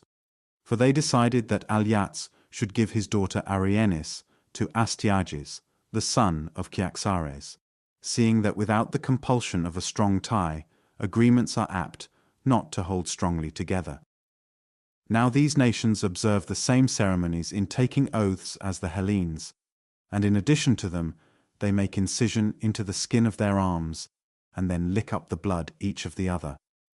This Astyages then, being his mother's father, Cyrus had conquered and made prisoner for a reason which I shall declare in the history which comes after. This then was the complaint which Croesus had against Cyrus when he sent to the oracles to ask if he should march against the Persians. And when a deceitful answer had come back to him, he marched into the dominion of the Persians, supposing that the answer was favorable to himself. And when Croesus came to the river Halys, then, according to my account, he passed his army across by the bridges which there were. But according to the account which prevails among the Hellenes, Thales the Milesian enabled him to pass his army across. For say they, when Croesus was at a loss, how his army should pass over the river, since, they add, there were not yet at that time the bridges which now there are. Thales being present in the army caused the river, which flowed then on the left hand of the army, to flow partly also on the right, and he did it thus. Beginning above the camp, he proceeded to dig a deep channel, directing it in the form of a crescent moon, so that the river might take the camp there pitched in the rear, being turned aside from its ancient course by this way along the channel, and afterwards passing by the camp might fall again into its ancient course, so that as soon as the river was thus parted in two, it became fordable by both branches. But this tale I do not admit as true, for how then did they pass over the river as they went back? And Croesus, when he had passed over with his army, came to that place in Cappadocia, which is called Tyria. Now Tyria is the strongest place in this country, and is situated somewhere about in a line with the city of Sinope on the Euxine. Here he encamped and ravaged the fields of the Syrians. Moreover, he took the city of the Pterians and sold the people into slavery. And he took also all the towns that lay about it, and the Syrians, who were not guilty of any wrong, he forced to remove from their homes. Meanwhile, Cyrus, having gathered his own forces, and having taken up in addition to them all who dwelt in the region between, was coming to meet Croesus. Before he began, however, to lead forth his army, he had sent heralds to the Ionians, and tried to induce them to revolt from Croesus. But the Ionians would not do as he said. Then, when Cyrus was come and had encamped over against Croesus, they made trial of one another by force of arms in the land of Pteria. And after hard fighting, when many had fallen on both sides, at length, night having come on, they parted from one the other with no victory on either side. Thus the two armies contended with one another, and Croesus, being ill satisfied with his own army in respect of number, for the army which he had when he fought was far smaller than that of Cyrus, being dissatisfied with it, I say on this account, as Cyrus did not attempt to advance against him on the following day, marched back to Sardis, having it in his mind to call the Egyptians to his help according to the oath which they had taken, for he had made an alliance with Amasis king of Egypt before he made the alliance with the Lacedaemonians, and to summon the Babylonians as well. For with these also an alliance had been concluded by him, Labynetos being at that time ruler of the Babylonians, and moreover to send a message to the Lacedaemonians, bidding them appear at a fixed time. And then after he had got all these together, and had gathered his own army, his design was to let the winter go by, and at the coming of spring to march against the Persians. So with these thoughts in his mind, as soon as he came to Sardis, he proceeded to send heralds to his several allies, to give them notice that by the 5th month from that time they should assemble at Sardis. But the army which he had with him, and which had fought with the Persians, an army which consisted of mercenary troops, he let go and disbanded altogether, never expecting that Cyrus, after having contended against him with such even fortune, would after all march upon Sardis. When Croesus had these plans in his mind, the suburb of the city became of a sudden all full of serpents. And when these had appeared, the horses leaving off to feed in their pastures came constantly thither and devoured them.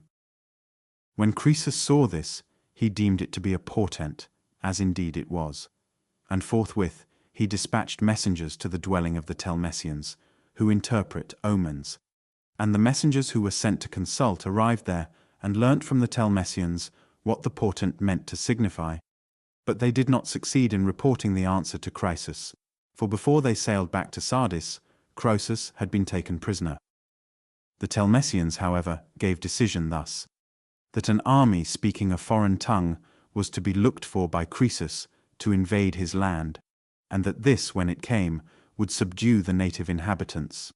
For they said that the serpent was born of the soil, while the horse was an enemy and a stranger. Cyrus, however, so soon as Croesus marched away after the battle which had been fought in Pteria, having learnt that Croesus meant after he had marched away to disband his army, took counsel with himself, and concluded that it was good for him to march as quickly as possible to Sardis, before the power of the Lydians should be again gathered together. So, when he had resolved upon this, he did it without delay. For he marched his army into Lydia with such speed that he was himself the first to announce his coming to Croesus.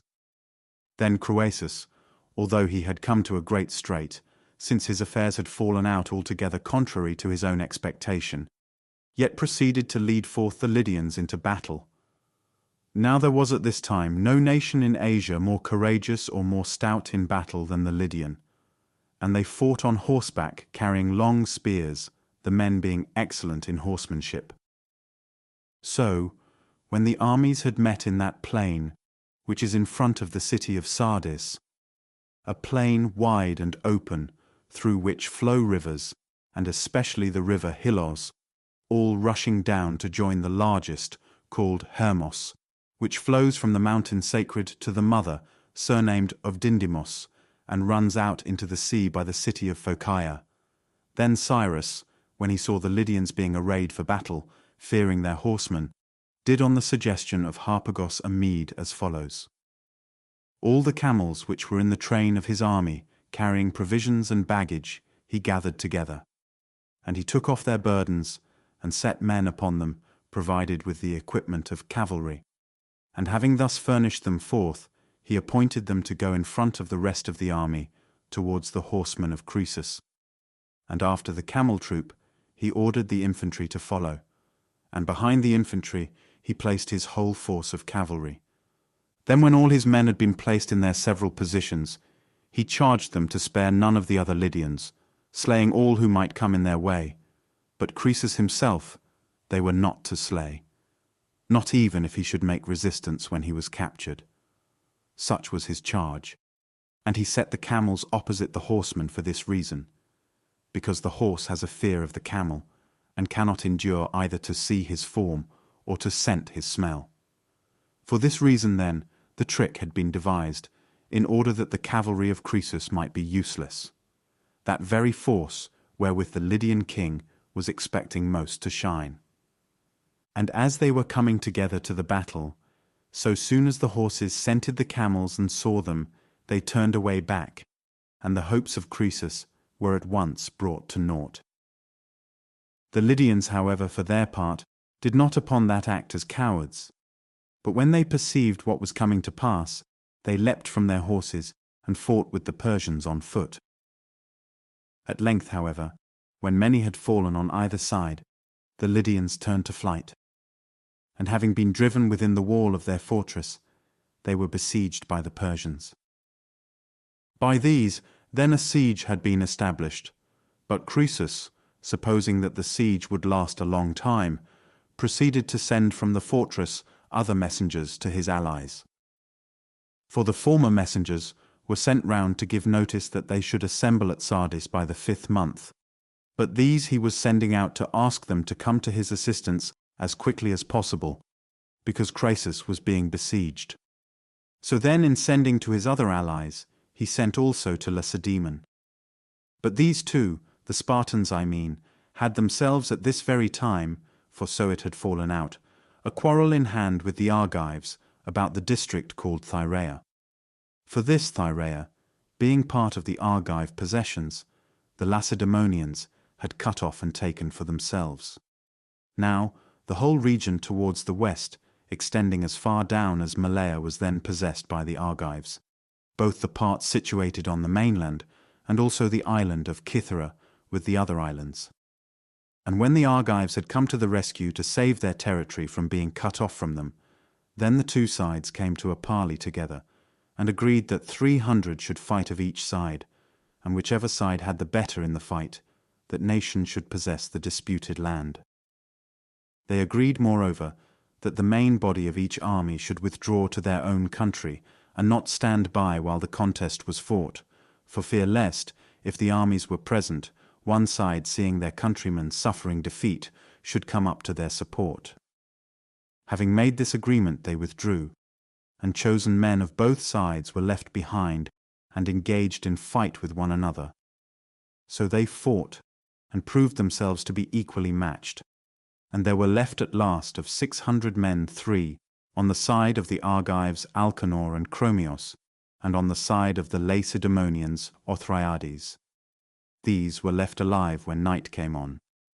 So then the 2 men of the Argives, supposing that they were the victors, set off to run to Argos.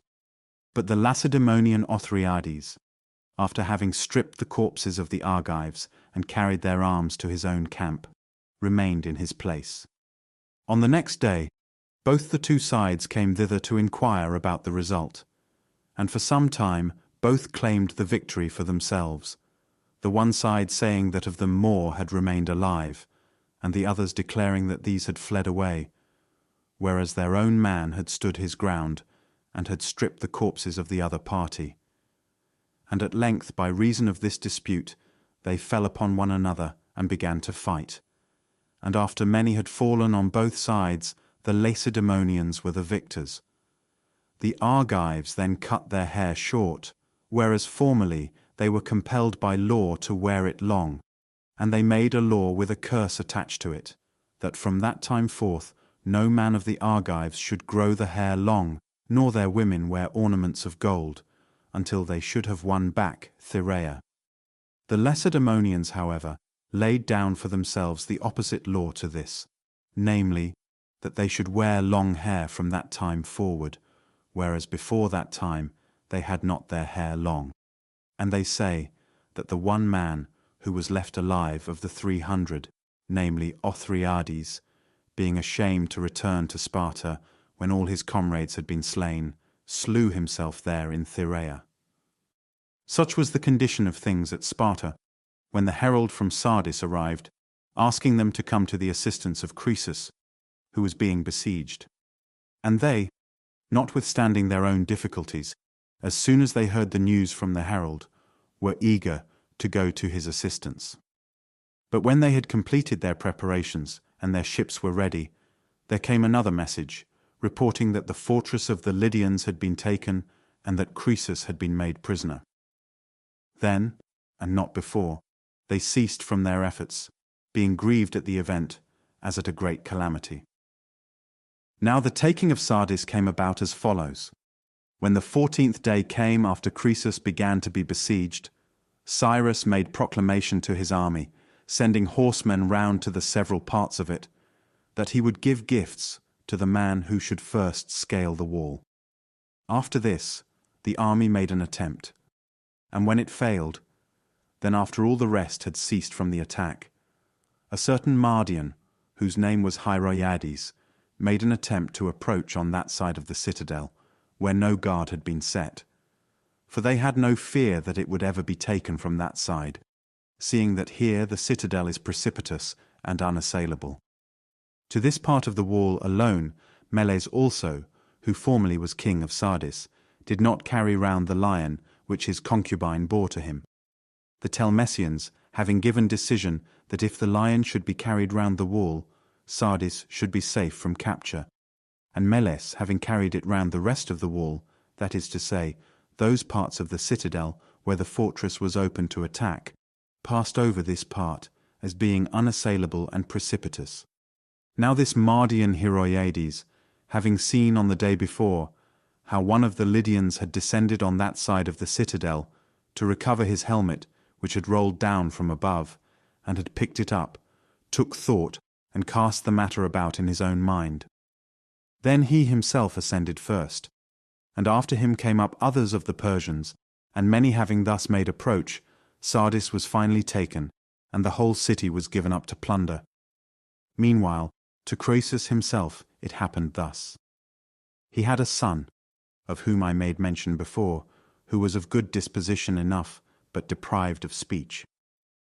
Now in his former time of prosperity, Croesus had done everything that was possible for him, and besides other things which he devised, he had also sent messengers to Delphi to inquire concerning him. And the Pythian prophetess spoke to him thus: Lydian, master of many, much blind to destiny, Croesus, do not desire to hear in thy halls that voice which is prayed for, voice of thy son. Much better if this from thee were removed, since he shall first utter speech in an evil day of misfortune. Now when the fortress was being taken, one of the Persians was about to slay Croesus, taking him for another. And Croesus for his part, seeing him coming on, cared nothing for it, because of the misfortune which was upon him, and to him it was indifferent that he should be slain by the stroke.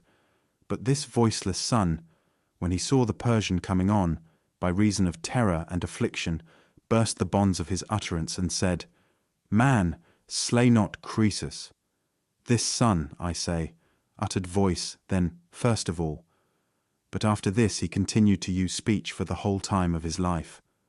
The Persians then had obtained possession of Sardis, and had taken Croesus himself prisoner, after he had reigned 14 years, and had been besieged 14 days, having fulfilled the oracle in that he had brought to an end his own great empire.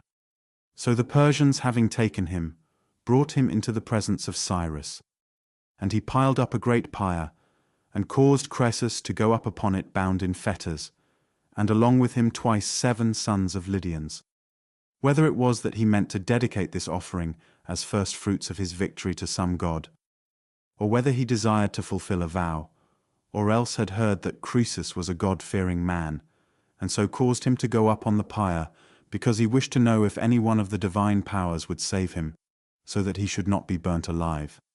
He, they say, did this. But to Croesus, as he stood upon the pyre, there came, although he was in such evil case, a memory of the saying of Solon, how he had said with divine inspiration that no one of the living might be called happy. And when this thought came into his mind, they say that he sighed deeply and groaned aloud, having been for long silent, and 3 times he uttered the name of Solon. Hearing this, Cyrus bade the interpreters ask Croesus who was this person on whom he called, and they came near and asked. And Croesus for a time, it is said, kept silence when he was asked this, but afterwards being pressed he said, "One whom more than much wealth I should have desired to have speech with all monarchs."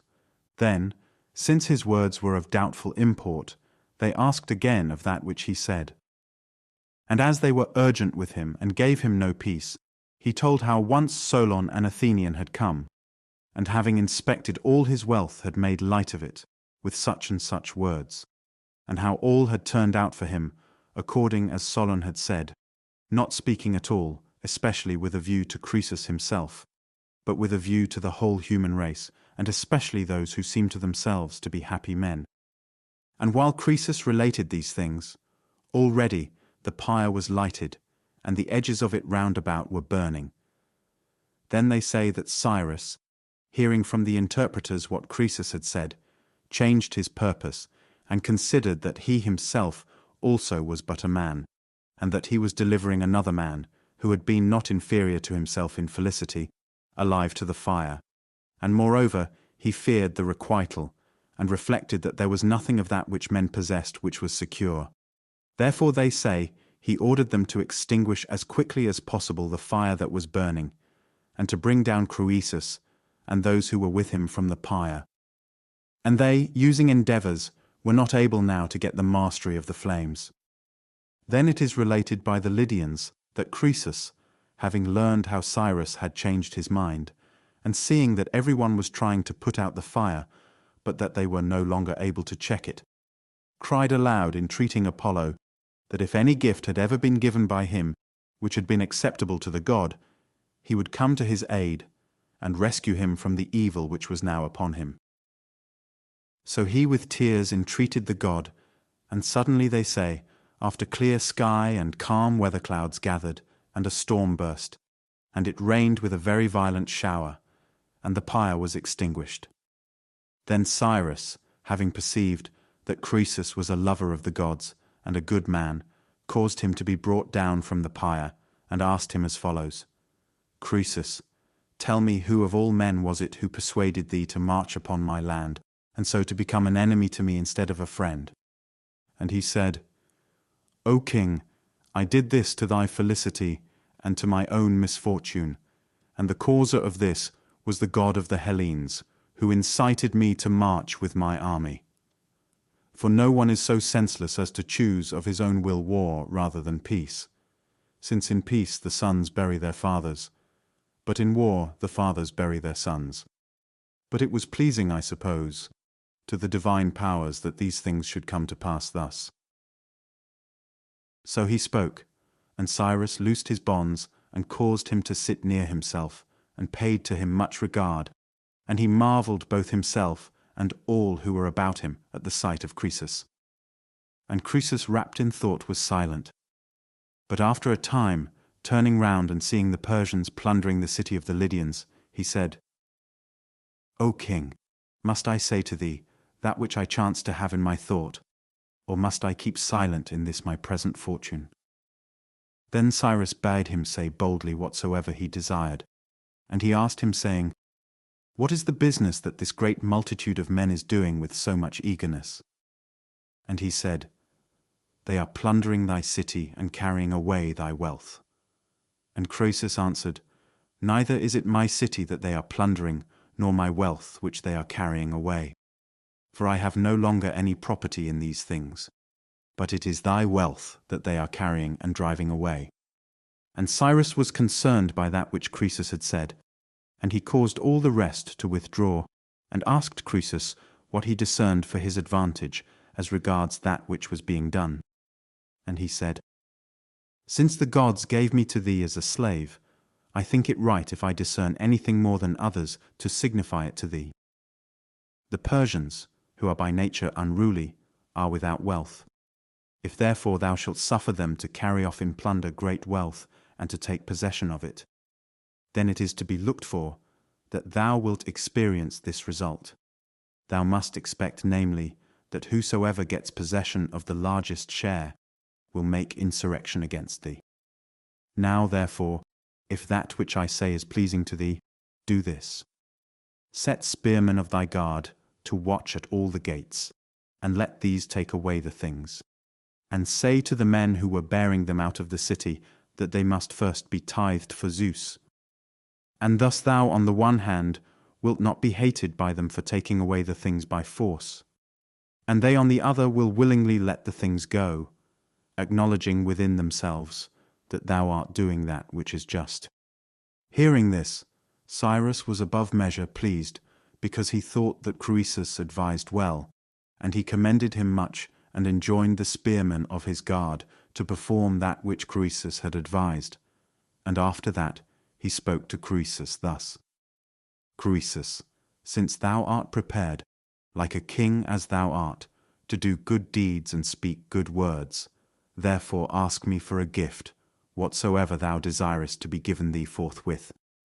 And he said, Master, thou wilt most do me a pleasure if thou wilt permit me to send to the god of the Hellenes, whom I honoured most of all gods, these fetters, and to ask him whether it is accounted by him right to deceive those who do well to him. Then Cyrus asked him what accusation he made against the god, that he thus requested, and Croesus repeated to him all that had been in his mind, and the answers of the oracles, and especially the votive offerings, and how he had been incited by the prophecy to march upon the Persians. And thus speaking, he came back again to the request that it might be permitted to him to make this reproach against the god. And Cyrus laughed and said, Not this only shalt thou obtain from me, Croesus, but also whatsoever thou mayest desire of me at any time. Hearing this, Croesus sent certain of the Lydians to Delphi, enjoining them to lay the fetters upon the threshold of the temple, and to ask the god whether he felt no shame that he had incited Croesus by his prophecies to march upon the Persians, persuading him that he should bring to an end the empire of Cyrus, seeing that these were the first fruits of spoil which he had won from it, at the same time displaying the fetters. This they were to ask, and moreover also, whether it was thought right by the gods of the Hellenes to practice ingratitude. When the Lydians came and repeated that which they were enjoined to say, it is related that the Pythian prophetess spoke as follows: The fated destiny, it is impossible even for a god to escape. And Croesus paid the debt due for the sin of his fifth ancestor, who being one of the spearmen of the Heraclidae, followed the treacherous device of a woman, and having slain his master, took possession of his royal dignity, which belonged not to him of right. And although Loxias eagerly desired that the calamity of Sardis might come upon the sons of Croesus, and not upon Croesus himself, it was not possible for him to draw the destinies aside from their course. But so much as these granted, he brought to pass, and gave it as a gift to Croesus. For he put off the taking of Sardis by 3 years, and let Croesus be assured that he was taken prisoner later by these years than the fated time. Moreover, secondly, he assisted him when he was about to be burnt. And as to the oracle which was given, Croesus finds fault with good ground, for Loxias told him beforehand that if he should march upon the Persians, he should destroy a great empire, and he, upon hearing this, if he wished to take counsel well, ought to have sent and asked further whether the god meant his own empire or that of Cyrus. But as he did not comprehend that which was uttered and did not ask again, let him pronounce himself to be the cause of that which followed. To him also, when he consulted the oracle for the last time, Loxias said that which he said concerning a mule. But this also he failed to comprehend. For Cyrus was in fact this mule, seeing that he was born of parents who were of 2 different races, his mother being of nobler descent, and his father of less noble. For she was a Median woman, daughter of Astyages and king of the Medes, but he was a Persian, one of a race subject to the Medes, and being inferior in all respects, he was the husband of one who was his royal mistress. Thus the Pythian prophetess replied to the Lydians, and they brought the answer back to Sardis, and repeated it to Croesus. And he, when he heard it, acknowledged that the fault was his own, and not that of the god. With regard then to the empire of Croesus, and the first conquest of Ionia, it happened thus. Now there are in Hellas many other votive offerings made by Croesus, and not only those which have been mentioned. For first at Thebes of the Boeotians there is a tripod of gold, which he dedicated to the Ismenian Apollo. Then at Ephesos there are the golden cows, and the greater number of the pillars of the temple. And in the temple of Athene, Pronaia at Delphi, a large golden shield. These were still remaining down to my own time. But others of his votive offerings have perished, and the votive offerings of Croesus at Branchidae of the Milesians were, as I am told, equal in weight, and similar to those at Delphi. Now those which he sent to Delphi and to the temple of Amphiaraus he dedicated of his own goods, and as first fruits of the wealth inherited from his father. But the other offerings were made of the substance of a man who was his foe, who before Croesus became king had been factious against him, and had joined in endeavoring to make Pantaleon ruler of the Lydians. Now Pantaleon was a son of Aliates and a brother of Croesus, but not by the same mother, for Croesus was born to Aliates of a Carian woman, but Pantaleon of an Ionian. And when Croesus had gained possession of the kingdom by the gift of his father, he put to death the man who opposed him, drawing him upon the carding comb, and his property, which even before that time he had vowed to dedicate, he then offered in the manner mentioned to those shrines which have been named. About his votive offerings, let it suffice to have said so much. Of marvels to be recorded, the land of Lydia has no great store as compared with other lands, excepting the gold dust which is carried down from Tmolos. But one work it has to show which is larger far than any other, except only those in Egypt and Babylon. For there is there the sepulchral monument of Aliates the father of Croesus, of which the base is made of larger stones, and the rest of the monument is of earth piled up. And this was built by contributions of those who practiced trade, and of the artisans and the girls who plied their traffic there. And still there existed to my own time boundary stones 5 in number, erected upon the monument above, on which were carved inscriptions, telling how much of the work was done by each class. And upon measurement it was found that the work of the girls was the greatest in amount. For the daughters of the common people in Lydia practiced prostitution, one and all, to gather for themselves dowries, continuing this until the time when they marry, and the girls give themselves away in marriage. Now the circuit of the monument is 6 furlongs and 200 feet, and the breadth is 1,300 feet. And adjoining the monument is a great lake, which the Lydians say has a never-failing supply of water, and it is called the Lake of Gyges. Such is the nature of this monument. Now the Lydians have very nearly the same customs as the Hellenes, with the exception that they prostitute their female children, and they were the first of men, so far as we know, who struck and used coin of gold or silver, and also they were the first retail traders. And the Lydians themselves say that the games which are now in use among them and among the Hellenes were also their invention. These, they say, were invented among them at the same time as they colonized Terceania, and this is the account they give of them. In the reign of Attis, the son of Manes, their king, there came to be a grievous dearth over the whole of Lydia, and the Lydians for a time continued to endure it, but afterwards, as it did not cease, they sought for remedies. And one devised one thing, and another of them devised another thing. And then were discovered, they say, the ways of playing with the dice, and the knuckle bones, and the ball, and all the other games excepting draughts.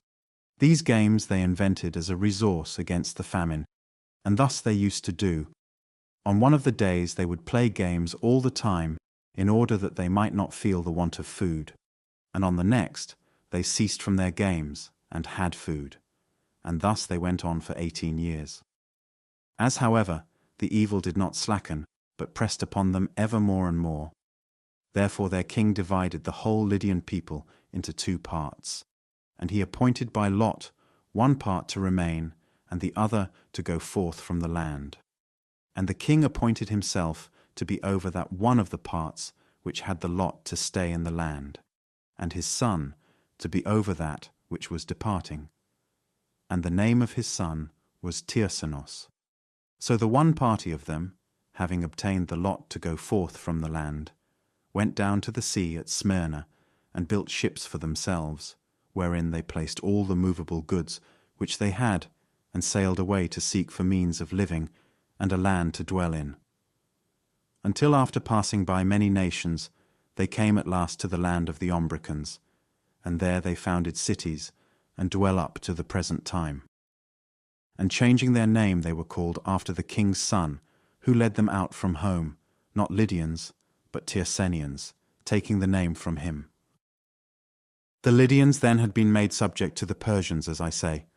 After this, our history proceeds to inquire about Cyrus, who he was that destroyed the empire of Croesus, and about the Persians, in what manner they obtained the lead of Asia. Following then the report of some of the Persians, those I mean who do not desire to glorify the history of Cyrus, but to speak that which is in fact true, according to their report I shall write. But I could set forth also the other forms of the story in 3 several ways. The Assyrians ruled Upper Asia for 520 years, and from them the Medes were the first who made revolt. These, having fought for their freedom with the Assyrians, proved themselves good men, and thus they pushed off the yoke of slavery from themselves and were set free. And after them, the other nations also did the same as the Medes. And when all on the continent were thus independent, they returned again to despotic rule as follows. There appeared among the Medes a man of great ability whose name was Deioces, and this man was the son of Phraates. This Deioces, having formed a desire for despotic power, did thus.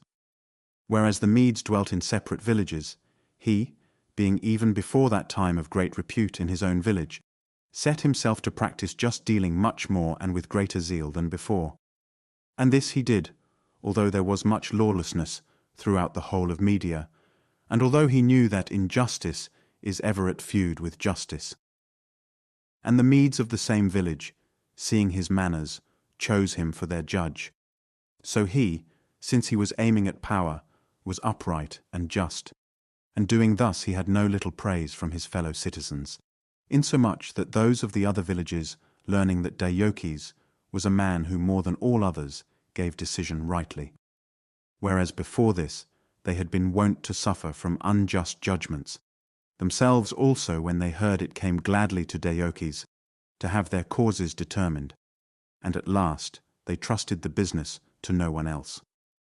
Then, as more and more continually kept coming to him, because men learnt that his decisions proved to be according to the truth, Deioces, perceiving that everything was referred to himself, would no longer sit in the place where he used formerly to sit in public to determine causes, and said that he would determine causes no more, for it was not profitable for him to neglect his own affairs and to determine causes for his neighbours all through the day. So then, since robbery and lawlessness prevailed even much more in the villages than they did before, the Medes, having assembled together in one place, considered with one another and spoke about the state in which they were. And I suppose the friends of Deioces spoke much to this effect. Seeing that we are not able to dwell in the land under the present order of things, let us set up a king from among ourselves, and thus the land will be well governed, and we ourselves shall turn to labour, and shall not be ruined by lawlessness. By some such words as these, they persuaded themselves to have a king. And when they straightway proposed the question whom they should set up to be king, Deioces was much put forward, and commended by everyone, until at last they agreed that he should be their king. And he bade them build for him a palace worthy of the royal dignity, and strengthen him with a guard of spearmen. And the Medes did so. for they built him a large and strong palace in that part of the land which he told them. And they allowed him to select spearmen from all the Medes. And when he had obtained the rule over them, he compelled the Medes to make one fortified city, and pay chief attention to this, having less regard to the other cities. And as the Medes obeyed him in this also, he built large and strong walls, those which are now called Agbatana, standing in circles one within the other. And this wall is so contrived that one circle is higher than the next, by the height of the battlements alone. And to some extent, I suppose, the nature of the ground, seeing that it is on a hill, assists towards this end. But much more was it produced by art, since the circles are in all 7 in number. And within the last circle are the royal palace and the treasure houses. The largest of these walls is in size about equal to the circuit of the wall round Athens, and of the first circle the battlements are white, of the second black, of the third crimson, of the fourth blue, of the fifth red. Thus are the battlements of all the circles coloured with various tints, and the 2 last have their battlements, one of them overlaid with silver, and the other with gold. These walls then Deioces built for himself, and round his own palace, and the people he commanded to dwell round about the wall. And after all was built, Deioces established the rule, which he was the first to establish, ordaining that none should enter into the presence of the king, but that they deal with him always through messengers, and that the king should be seen by no one. And moreover, that to laugh or to spit in presence is unseemly, and this last for everyone without exception. Now he surrounded himself with this state to the end, that his fellows, who had been brought up with him, and were of no meaner family, nor behind him in manly virtue, might not be grieved by seeing him, and make plots against him, but that being unseen by them, he might be thought to be of different mould. Having set these things in order, and strengthened himself in his despotism, he was severe in preserving justice, and the people used to write down their causes, and send them into his presence, and he determined the questions which were brought in to him, and sent them out again. Thus he used to do about the judgment of causes, and he also took order for this, that is to say, if he heard that anyone was behaving in an unruly manner, he sent for him and punished him according as each act of wrong deserved, and he had watchers and listeners about all the land over which he ruled. Deioces then united the Median race alone, and was ruler of this. And of the Medes there are the tribes which here follow, namely Busai, Paritacenians, Struchates, Arizantians, Budians, Magians. The tribes of the Medes are so many in number. Now the son of Deioces was Phraortes, who when Deioces was dead, having been king for 53 years, received the power in succession, and having received it, he was not satisfied to be ruler of the Medes alone, but marched upon the Persians, and attacking them first before others, he made these first subject to the Medes. After this, being ruler of these 2 nations, and both of them strong, he proceeded to subdue Asia, going from one nation to another, until at last he marched against the Assyrians, those Assyrians, I mean, who dwelt at Nineveh, and who formerly had been rulers of the whole, but at that time they were left without support, their allies having revolted from them, though at home they were prosperous enough. Phraortes marched, I say, against these, and was both himself slain, after he had reigned 22 years, and the greater part of his army was destroyed. When Phraortes had brought his life to an end, Cyaxares, the son of Phraortes, the son of Deioces, received the power. This king is said to have been yet much more warlike than his forefathers, and he first banded the men of Asia into separate divisions.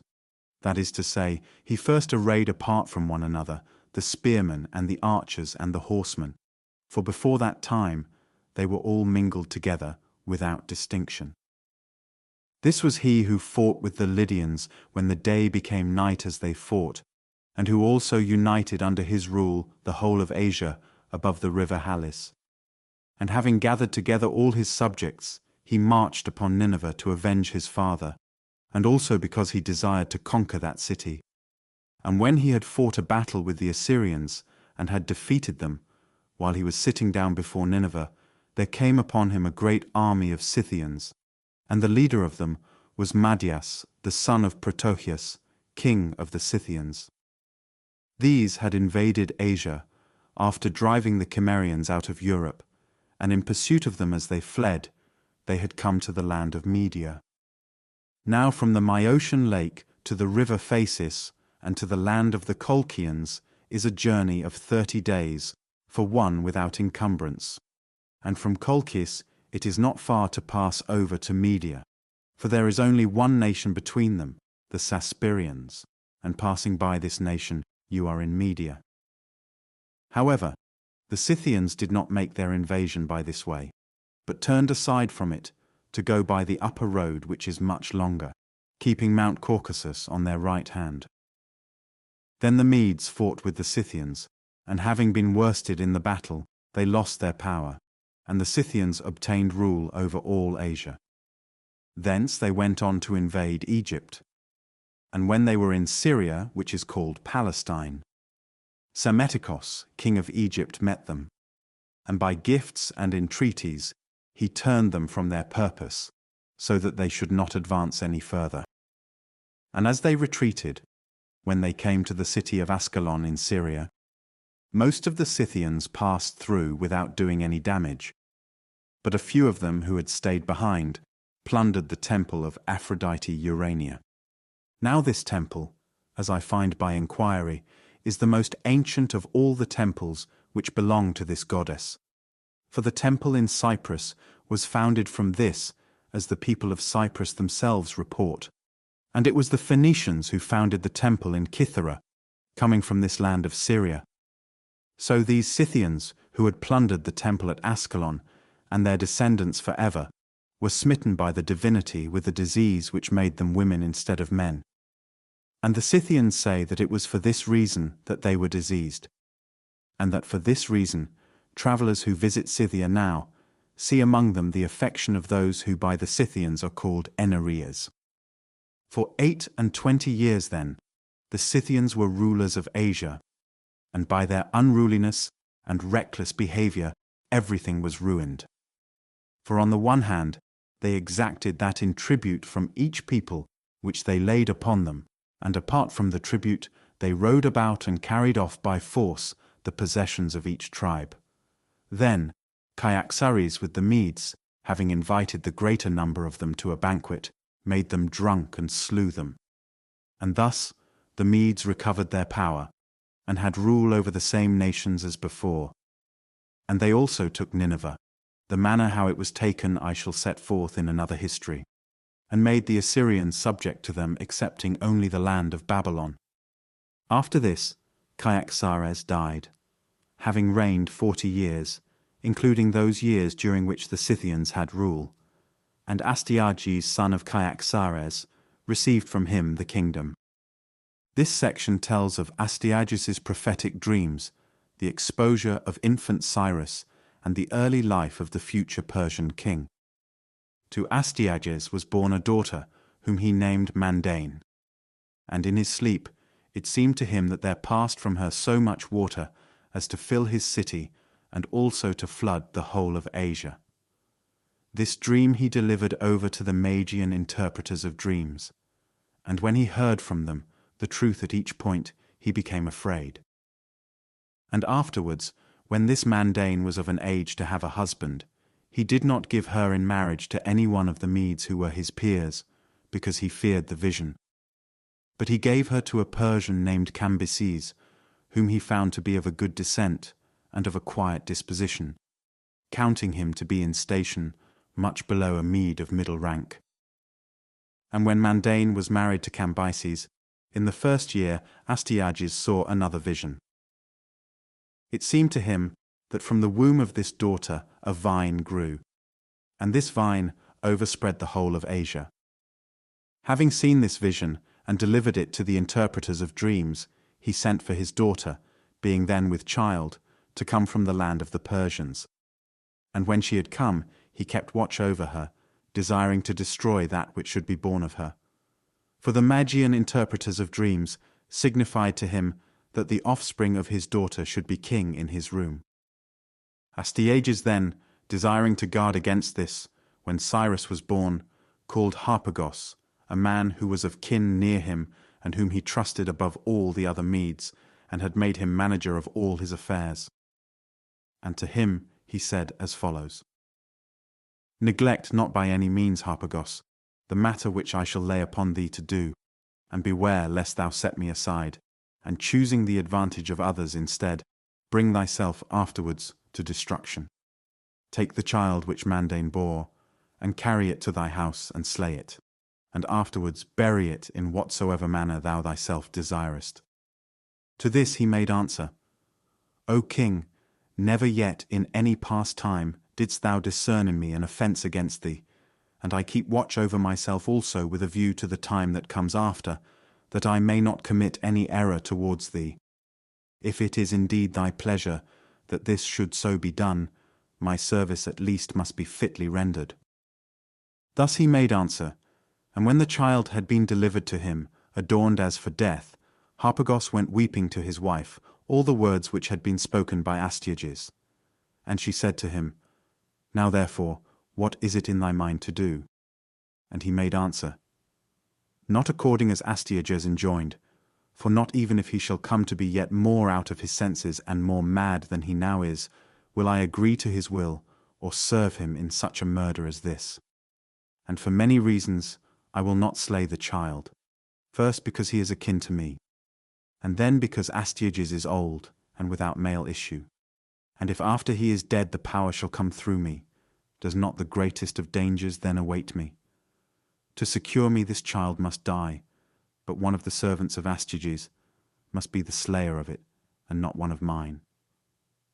Thus he spoke, and straightway sent a messenger to that one of the herdsmen of Astyages, who he knew fed his herds on the pastures which were most suitable for his purpose, and on the mountains most haunted by wild beasts.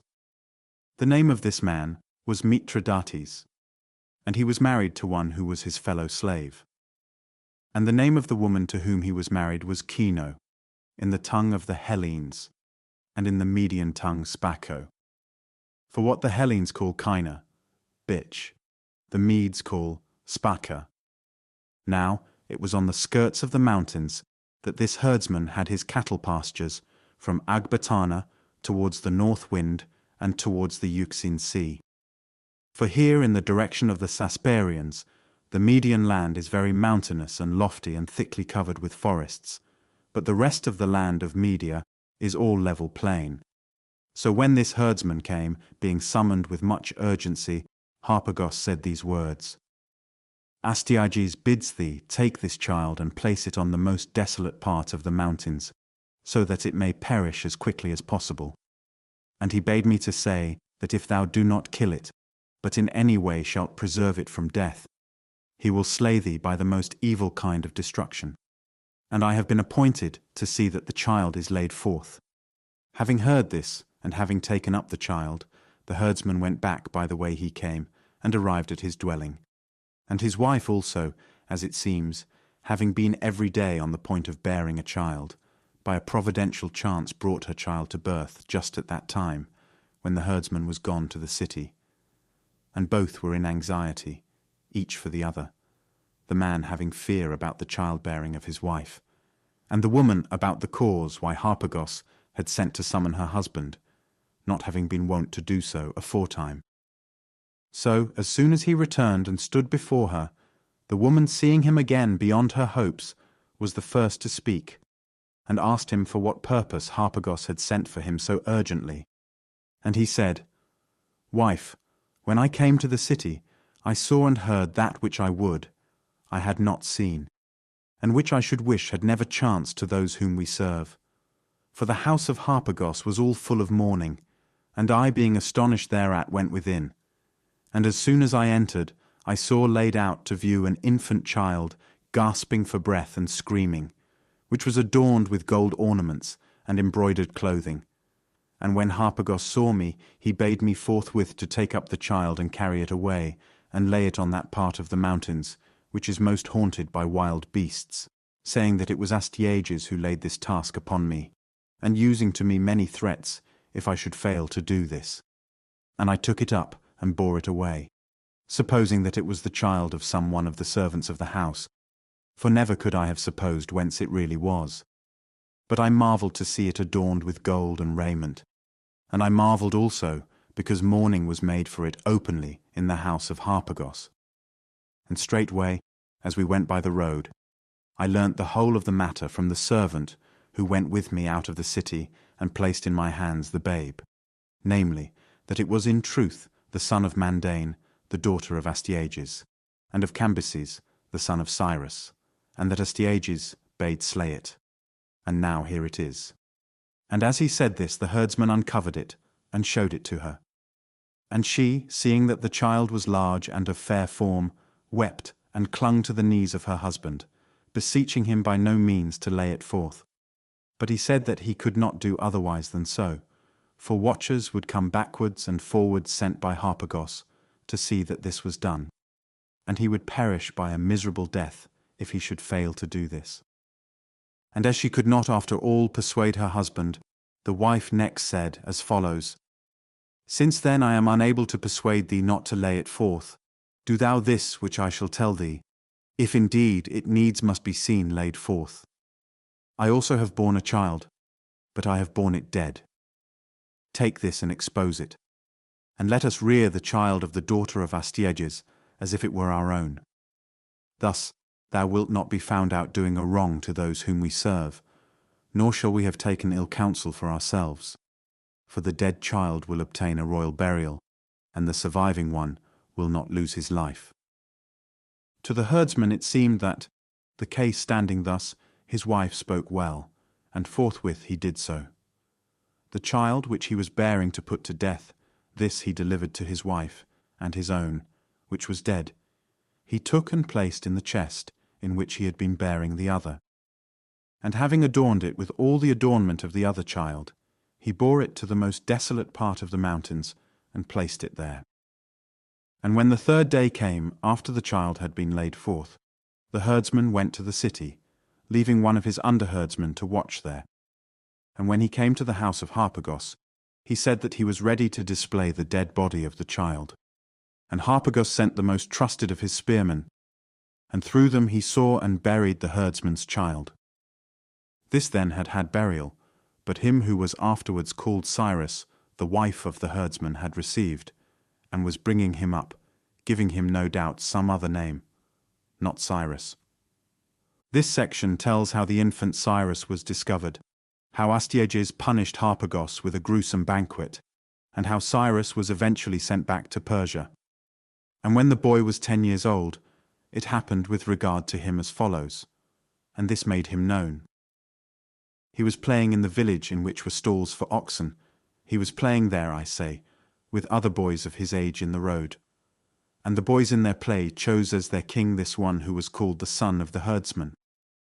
And he set some of them to build palaces, and others to be spearmen of his guard, and one of them, no doubt, he appointed to be the eye of the king.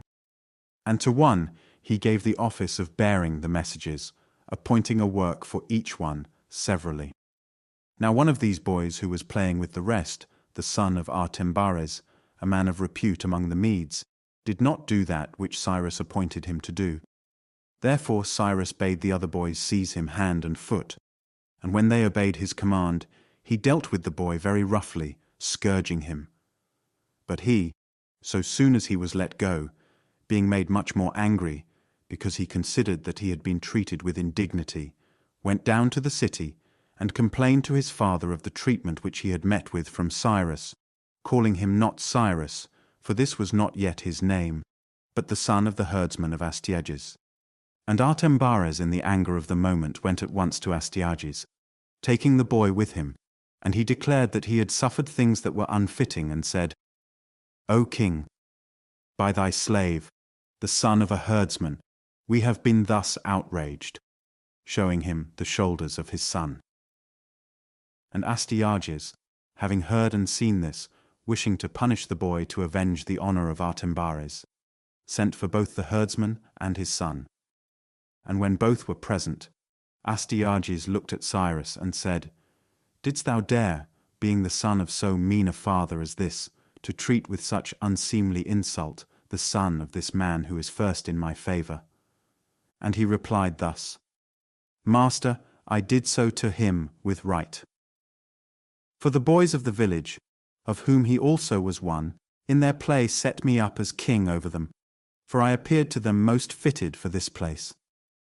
Now the other boys did what I commanded them, but this one disobeyed and paid no regard, until at last he received the punishment due. If therefore for this I am worthy to suffer any evil, here I stand before thee." While the boy thus spoke, there came upon Astyages a sense of recognition of him, and the lineaments of his face seemed to him to resemble his own, and his answer appeared to be somewhat over-free for his station, while the time of the laying forth seemed to agree with the age of the boy.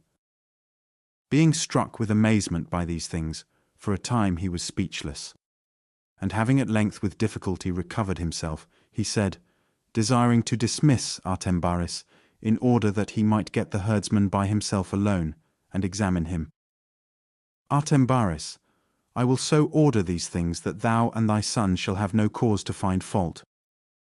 And so he dismissed Artembaris, and the servants upon the command of Astyages led Cyrus within. And when the herdsman was left alone with the king, Astyages being alone with him, asked whence he had received the boy, and who it was who had delivered the boy to him. And the herdsman said that he was his own son, and that the mother was living with him still as his wife. But Astyages said that he was not well advised in desiring to be brought to extreme necessity. And as he said this, he made a sign to the spearmen of his guard to seize him. So he, as he was being led away to the torture, then declared the story as it really was. And beginning from the beginning, he went through the whole, telling the truth about it, and finally ended with entreaties, asking that he would grant him pardon. So when the herdsman had made known the truth, Astyages now cared less about him, but with Harpagos he was very greatly displeased, and bade his spearmen summon him. And when Harpagos came, Astyages asked him thus, "By what death, Harpagos, didst thou destroy the child whom I delivered to thee, born of my daughter?" And Harpagos, seeing that the herdsman was in the king's palace, turned not to any false way of speech, lest he should be convicted and found out, but said as follows, "O king, so soon as I received the child, I took counsel and considered how I should do according to thy mind, and how without offence to thy command I might not be guilty of murder against thy daughter and against thyself. I did therefore thus, I called this herdsman, and delivered the child to him, saying first, that thou wert he who bade him slay it, and in this at least I did not lie, for thou didst so command. I delivered it, I say, to this man, commanding him to place it upon a desolate mountain, and to stay by it, and watch it until it should die, threatening him with all kinds of punishment, if he should fail to accomplish this.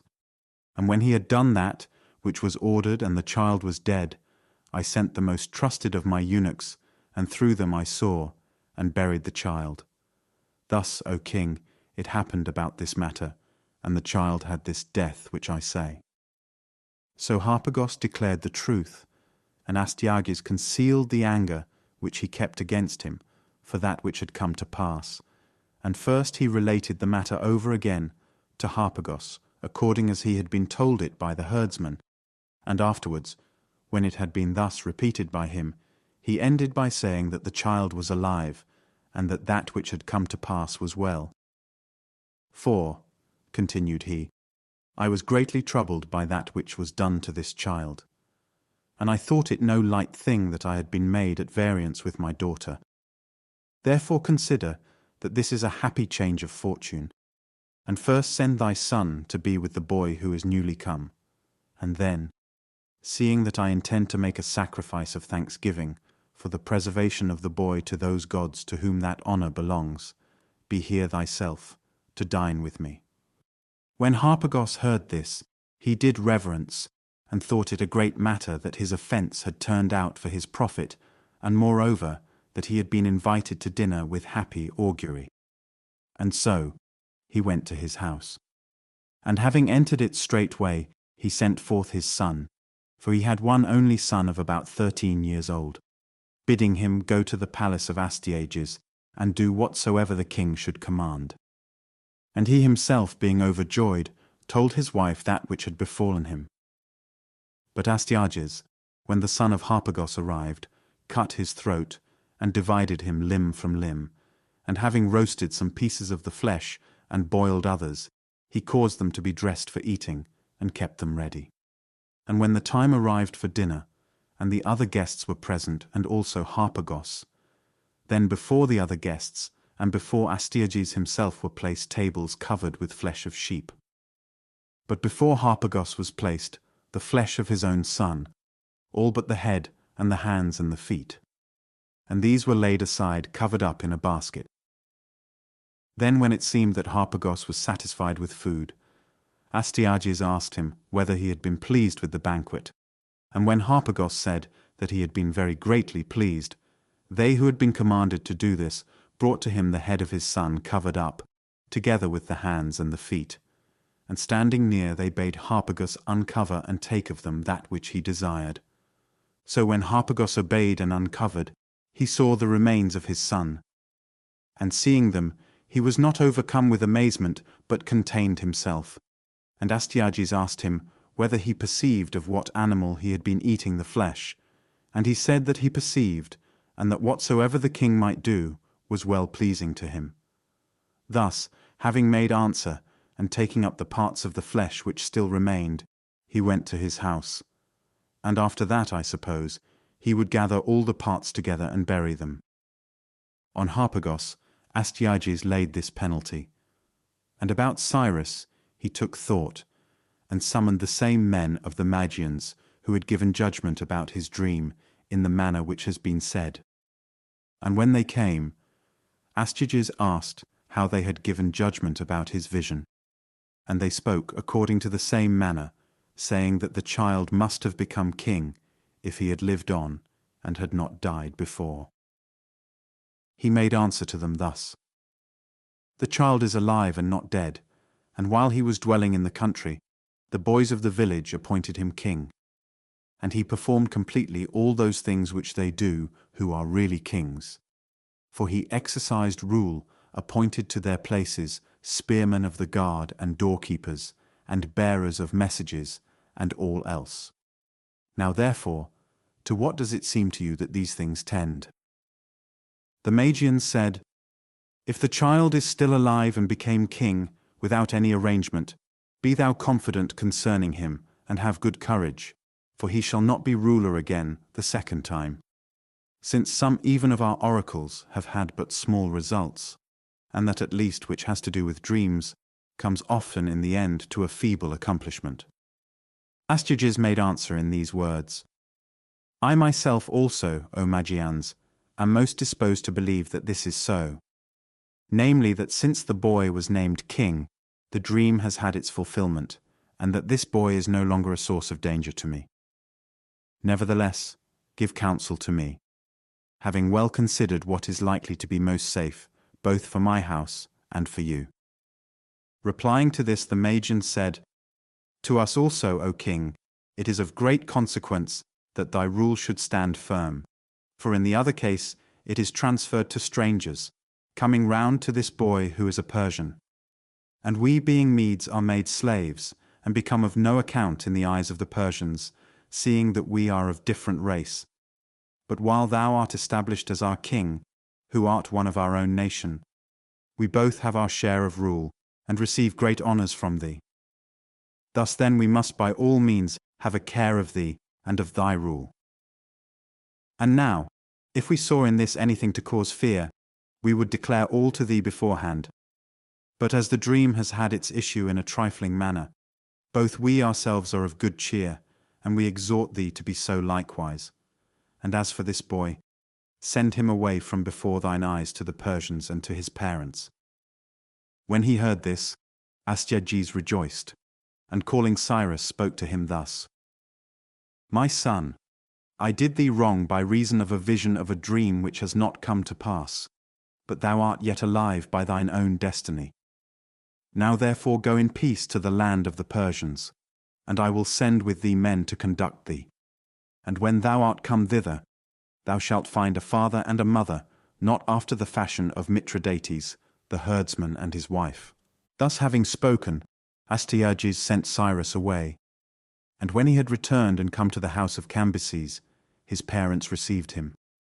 And after that, when they learnt who he was, they welcomed him not a little, for they had supposed without doubt that their son had perished straightway after his birth. And they inquired in what manner he had survived. And he told them, saying that before this he had not known but had been utterly in error.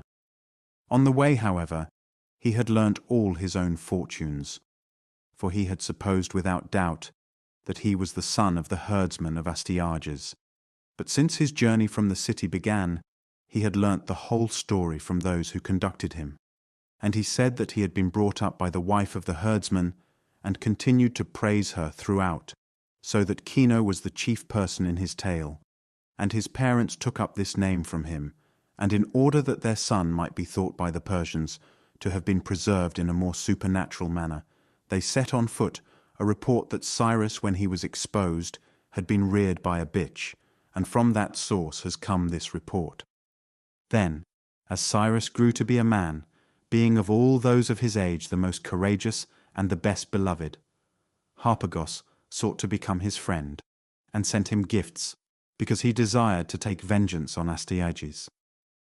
For he saw not how from himself, who was in a private station, punishment should come upon Astyages. But when he saw Cyrus growing up, he endeavoured to make him an ally, finding a likeness between the fortunes of Cyrus and his own. This section tells how Harpagos secretly urged Cyrus to revolt, how the Persians gained their freedom, and how the Median Empire fell. And even before that time, he had effected something. For Astyages being harsh towards the Medes, Harpagos communicated severally with the chief men of the Medes, and persuaded them that they must make Cyrus their leader and cause Astyages to cease from being king. When he had effected this, and when all was ready, then Harpagos, wishing to make known his design to Cyrus, who lived among the Persians, could do it no other way, seeing that the roads were watched, but devised a scheme as follows. He made ready a hare, and having cut open its belly but without pulling off any of the fur, he put into it, just as it was, a piece of paper, having written upon it that which he thought good. And then he sewed up again the belly of the hare, and giving nets as if he were a hunter to that one of his servants, whom he trusted most, he sent him away to the land of the Persians, enjoining him by word of mouth to give the hare to Cyrus, and to tell him at the same time to open it with his own hands, and let no one else be present when he did so. This then was accomplished, and Cyrus, having received from him the hare, cut it open, and having found within it the paper, he took and read it over. And the writing said this: Son of Cambyses, over thee the gods keep guard, for otherwise thou wouldst never have come to so much good fortune. Do thou therefore take vengeance on Astyages, who is thy murderer, for so far as his will is concerned thou art dead, but by the care of the gods and of me thou art still alive. And this I think thou hast long ago learnt from first to last, both how it happened about thyself, and also what things I have suffered from Astyages, because I did not slay thee but gave thee to the herdsman. If therefore thou wilt be guided by me, thou shalt be ruler of all that land over which now Astyages is ruler. Persuade the Persians to revolt, and march any army against the Medes, and whether I shall be appointed leader of the army against thee, or any other of the Medes who are in repute, thou hast what thou desirest. For these will be the first to attempt to destroy Astyages, revolting from him and coming over to thy party. Consider then that here at least all is ready, and therefore do this, and do it with speed. Cyrus, having heard this, began to consider in what manner he might most skillfully persuade the Persians to revolt. And on consideration, he found that this was the most convenient way, and so in fact he did. He wrote first on a paper that which he desired to write, and he made an assembly of the Persians. Then he unfolded the paper, and reading from it said that Astyages appointed him commander of the Persians. "And now, O Persians," he continued, "I give you command to come to me each one with a reaping hook." Cyrus then proclaimed this command. Now there are of the Persians many tribes, and some of them Cyrus gathered together and persuaded to revolt from the Medes, namely those upon which all the other Persians depend, the Pasargadai, the Marathians, and the Maspians, and of these the Pasargadai are the most noble, of whom also the Achaemenidai are a clan, whence are sprung the Perseid kings.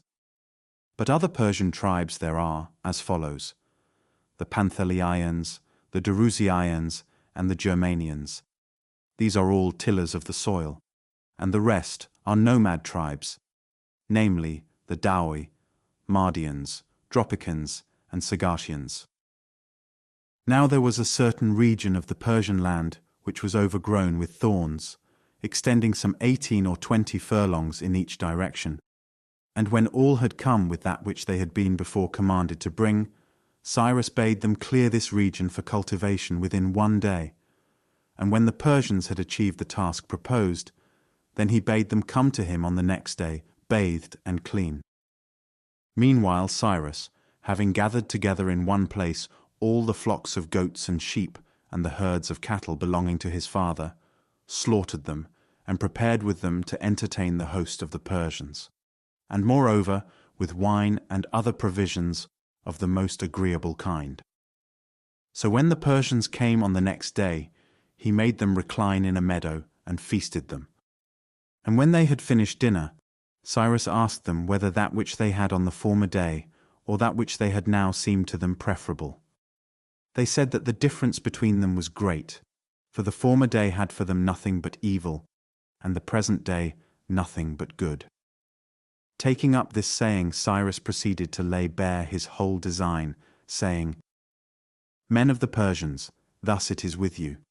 If ye will do as I say, ye have these and 10,000 other good things, with no servile labour. But if ye will not do as I say, ye have labours like that of yesterday innumerable. Now therefore do as I say, and make yourselves free. For I seem to myself to have been born by providential fortune to take these matters in hand. And I think that ye are not worse men than the Medes, either in other matters, or in those which have to do with war. Consider then that this is so, and make revolt from Astyages forthwith." So the Persians, having obtained a leader, willingly attempted to set themselves free, since they had already for a long time been indignant to be ruled by the Medes. But when Astyages heard that Cyrus was acting thus, he sent a messenger and summoned him, and Cyrus bade the messenger report to Astyages that he would be with him sooner than he would himself desire. So Astyages, hearing this, armed all the Medes, and blinded by divine providence, he appointed Harpagos to be the leader of the army, forgetting what he had done to him. Then when the Medes had marched out and began to fight with the Persians, some of them continued the battle, namely those who had not been made partakers in the design, while others went over to the Persians, but the greater number were wilfully slack and fled. So when the Median army had been shamefully dispersed, so soon as Astyages heard of it, he said, threatening Cyrus, "But not even so shall Cyrus at least escape punishment." Thus having spoken, he first impaled the Magian interpreters of dreams who had persuaded him to let Cyrus go, and then he armed those of the Medes, youths and old men, who had been left behind in the city. These he led out, and having engaged battle with the Persians he was worsted, and Astyages himself was taken alive, and he lost also those of the Medes whom he had led forth. Then when Astyages was a prisoner, Harpagos came and stood near him, and rejoiced over him, and insulted him. And besides other things which he said to grieve him, he asked him especially how it pleased him to be a slave instead of a king, making reference to that dinner at which Astyages had feasted him with the flesh of his own son. He, looking at him, asked him in return whether he claimed the work of Cyrus as his own deed. And Harpagos said that since he had written the letter, the deed was justly his. Then Astyages declared him to be at the same time the most unskilful and the most unjust of men, the most unskilful because, when it was in his power to become king, as it was, if that which had now been done was really brought about by him, he had conferred the chief power on another, and the most unjust, because on account of that dinner he had reduced the Medes to slavery. For if he must needs confer the kingdom on some other, and not keep it himself, it was more just to give this good thing to one of the Medes, rather than to one of the Persians, whereas now the Medes, who were guiltless of this, had become slaves instead of masters, and the Persians who formerly were slaves of the Medes had now become their masters. Astyages then, having been king for 35 years, was thus caused to cease from being king, and the Medes stooped under the yoke of the Persians because of his cruelty, after they had ruled Asia above the river Halys for 128 years, except during that period for which the Scythians had rule. Afterwards, however, it repented them that they had done this, and they revolted from Dareios, and having revolted, they were subdued again, being conquered in a battle. At this time then, I say, in the reign of Astyages, the Persians with Cyrus rose up against the Medes, and from that time forth were rulers of Asia. But as for Astyages, Cyrus did no harm to him besides, but kept him with himself until he died. Thus born and bred, Cyrus became king. And after this he subdued Croesus, who was the first to begin the quarrel, as I have before said. And having subdued him, he then became ruler of all Asia. This section covers the customs of the Persians, their religious practices, and Cyrus's campaign against Babylon. These are the customs, so far as I know, which the Persians practice. Images and temples and altars they do not account it lawful to erect, nay, they even charge with folly those who do these things. And this, as it seems to me, because they do not account the gods to be in the likeness of men, as do the Hellenes. But it is their wont to perform sacrifices to Zeus, going up to the most lofty of the mountains, and the whole circle of the heavens they call Zeus. And they sacrifice to the sun and the moon and the earth, to fire and to water, and to the winds.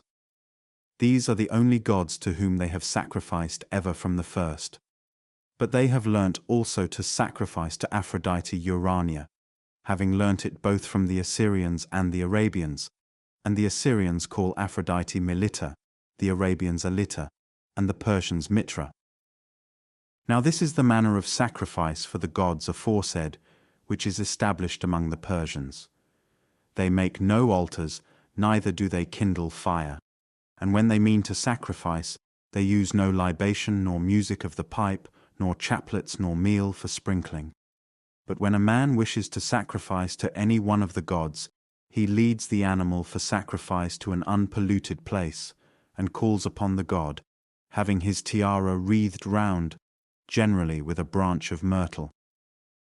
For himself alone separately, the man who sacrifices may not request good things in his prayer, but he prays that it may be well with all the Persians and with the king. For he himself also is included, of course, in the whole body of Persians. And when he has cut up the victim into pieces and boiled the flesh, he spreads a layer of the freshest grass, and especially clover, upon which he places forthwith all the pieces of flesh. And when he has placed them in order, a Magian man stands by them, and chants over them a theogony, for of this nature they say that their incantation is, seeing that without a Magian it is not lawful for them to make sacrifices. Then after waiting a short time, the sacrificer carries away the flesh, and uses it for whatever purpose he pleases. And of all days, their wont is to honour most that on which they were born, each one. On this they think it right to set out a feast more liberal than on other days. And in this feast, the wealthier of them set upon the table an ox or a horse or a camel or an ass, roasted whole in an oven, and the poor among them set out small animals in the same way. They have few solid dishes, but many served up after as dessert, and these not in a single course. And for this reason the Persians say that the Hellenes leave off dinner hungry, because after dinner they have nothing worth mentioning served up as dessert, whereas if any good dessert were served up, they would not stop eating so soon. To wine drinking they are very much given, and it is not permitted for a man to vomit or to make water in presence of another. Thus do they provide against these things, and they are wont to deliberate when drinking hard about the most important of their affairs, and whatsoever conclusion has pleased them in their deliberation. This on the next day, when they are sober. The master of the house in which they happen to be when they deliberate lays before them for discussion. And if it pleases them when they are sober also, they adopt it, but if it does not please them, they let it go. And that on which they have had the first deliberation when they are sober, they consider again when they are drinking. When they meet one another in the roads, by this you may discern whether those who meet are of equal rank. For instead of greeting by words, they kiss one another on the mouth. But if one of them is a little inferior to the other, they kiss one another on the cheeks. And if one is of much less noble rank than the other, he falls down before him, and does worship to him. And they honor of all most after themselves those nations which dwell nearest to them, and next those which dwell next nearest, and so they go on, giving honor in proportion to distance. And they hold least in honor those who dwell furthest off from themselves, esteeming themselves to be by far the best of all the human race on every point, and thinking that others possess merit according to the proportion which is here stated, and that those who dwell furthest from themselves are the worst. The Persians more than any other men admit foreign usages, for they both wear the Median dress, judging it to be more comely than their own, and also for fighting the Egyptian corslet. Moreover, they adopt all kinds of luxuries when they hear of them, and in particular they have learnt from the Hellenes to have commerce with boys. They marry each one several lawful wives, and they get also a much larger number of concubines. It is established as a sign of manly excellence next, after excellence in fight, to be able to show many sons. And to those who have most, the king sends gifts every year, for they consider number to be a source of strength. And they educate their children, beginning at 5 years old and going on till 20, in 3 things only: in riding, in shooting, and in speaking the truth. But before the boy is 5 years old, he does not come into the presence of his father, but lives with the women. And it is so done for this reason, that if the child should die while he is being bred up, he may not be the cause of any grief to his father. I commend this custom of theirs, and also the one which is next to be mentioned, namely that neither the king himself shall put any to death for one cause alone, nor any of the other Persians for one cause alone shall do hurt that is irremediable to any of his own servants. But if after reckoning he finds that the wrongs done are more in number and greater than the services rendered, then only he gives vent to his anger. Moreover, they say that no one ever killed his own father or mother, but whatever deeds have been done which seem to be of this nature, if examined must necessarily, they say, be found to be due either to changelings or to children of adulterous birth. For, say they, it is not reasonable to suppose that the true parent would be killed by his own son. Whatever things it is not lawful for them to do, these it is not lawful for them even to speak of. And the most disgraceful thing in their estimation is to tell a lie, and next to this, to owe money. This last for many other reasons, but especially because it is necessary, they say, for him who owes money, also sometimes to tell lies. And whosoever of the men of the city has leprosy or whiteness of skin, he does not come into a city, nor mingle with the other Persians. And they say that he has these diseases because he has offended in some way against the sun. But a stranger who is taken by these diseases, in many regions they drive out of the country altogether, and also white doves, alleging against them the same cause. And into a river they neither make water nor spit, neither do they wash their hands in it, nor allow any other to do these things, but they reverence rivers very greatly. This, moreover, also has chanced to them, which the Persians have themselves failed to notice, but I have not failed to do so. Their names, which are formed to correspond with their bodily shapes or their magnificence of station, end all with the same letter, that letter which the Dorians call San and the Ionians Sigma. With this you will find, if you examine the matter, that all the Persian names end, not some with this and others with other letters, but all alike. So much I am able to say for certain from my own knowledge about them. This section narrates the great campaign of Cyrus against Babylon, Queen Nitocris's engineering works, and the taking of the city. Cyrus, so soon as he had made subject to himself all other parts of the mainland, proceeded to attack the Assyrians. Now Assyria has many great cities, but the most famous and the strongest, and the place where the seat of their monarchy had been established after Nineveh was destroyed, was Babylon, which was a city such as I shall say. It lies in a great plain, and in size it is such that each face measures 120 furlongs, the shape of the whole being square. Thus, the furlongs of the circuit of the city amount in all to 480. Such is the size of the city of Babylon, and it had a magnificence greater than all other cities of which we have knowledge. First, there runs round it a trench deep and broad and full of water, then a wall 50 royal cubits in thickness and 200 cubits in height. Now the royal cubit is larger by 3 fingers than the common cubit. I must also tell, in addition to this, for what purpose the earth was used, which was taken out of the trench, and in what manner the wall was made.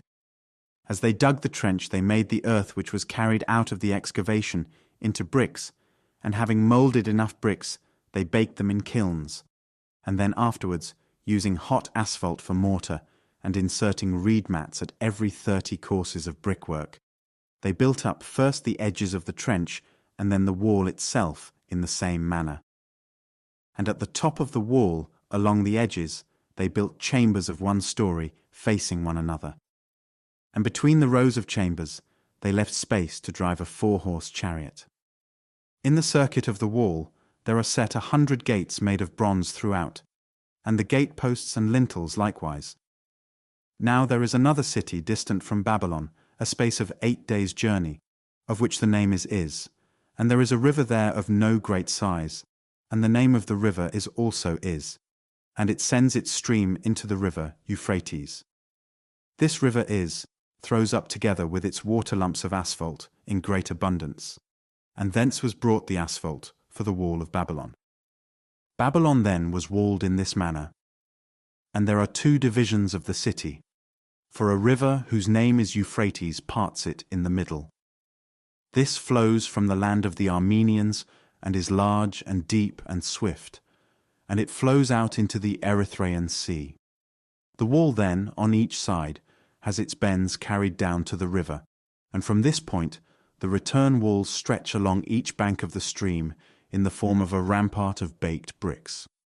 The city itself is full of houses of 3 and 4 stories, and the roads by which it is cut up run in straight lines, including the crossroads which lead to the river. Opposite to each road there were set gates in the rampart, which ran along the river, as many in number as the ways, and these also were of bronze, and led like the ways to the river itself. This wall, then, which I have mentioned, is, as it were, a cuirass for the town, and another wall runs round within it, not much weaker for defence than the first, but enclosing a smaller space.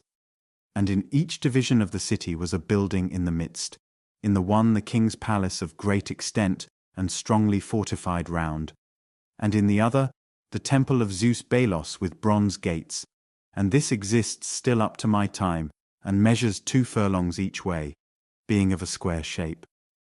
And in the midst of the temple is built a solid tower, measuring a furlong both in length and in breadth. And on this tower another tower has been erected, and another again upon this, and so on up to the number of 8 towers. An ascent to these has been built, running outside round about all the towers. And when one reaches about the middle of the ascent, one finds a stopping place and seats to rest upon, on which those who ascend sit down and rest. And on the top of the last tower there is a large cell, and in the cell a large couch is laid, well covered, and by it is placed a golden table, and there is no image there set up, nor does any human being spend the night there, except only one woman of the natives of the place, whomsoever the god shall choose from all the women, as say the Chaldeans who are the priests of this god. These same men say also, but I do not believe them, that the god himself comes often to the cell and rests upon the couch, as happens likewise in the Egyptian Thebes, according to the report of the Egyptians, for there also a woman sleeps in the temple of the Theban Zeus, and both these women are said to abstain from commerce with men. And as happens also with the prophetess of the god in Patara of Lycia, whenever there is one, for there is not always an oracle there, but whenever there is one, then she is shut up during the nights in the temple within the cell.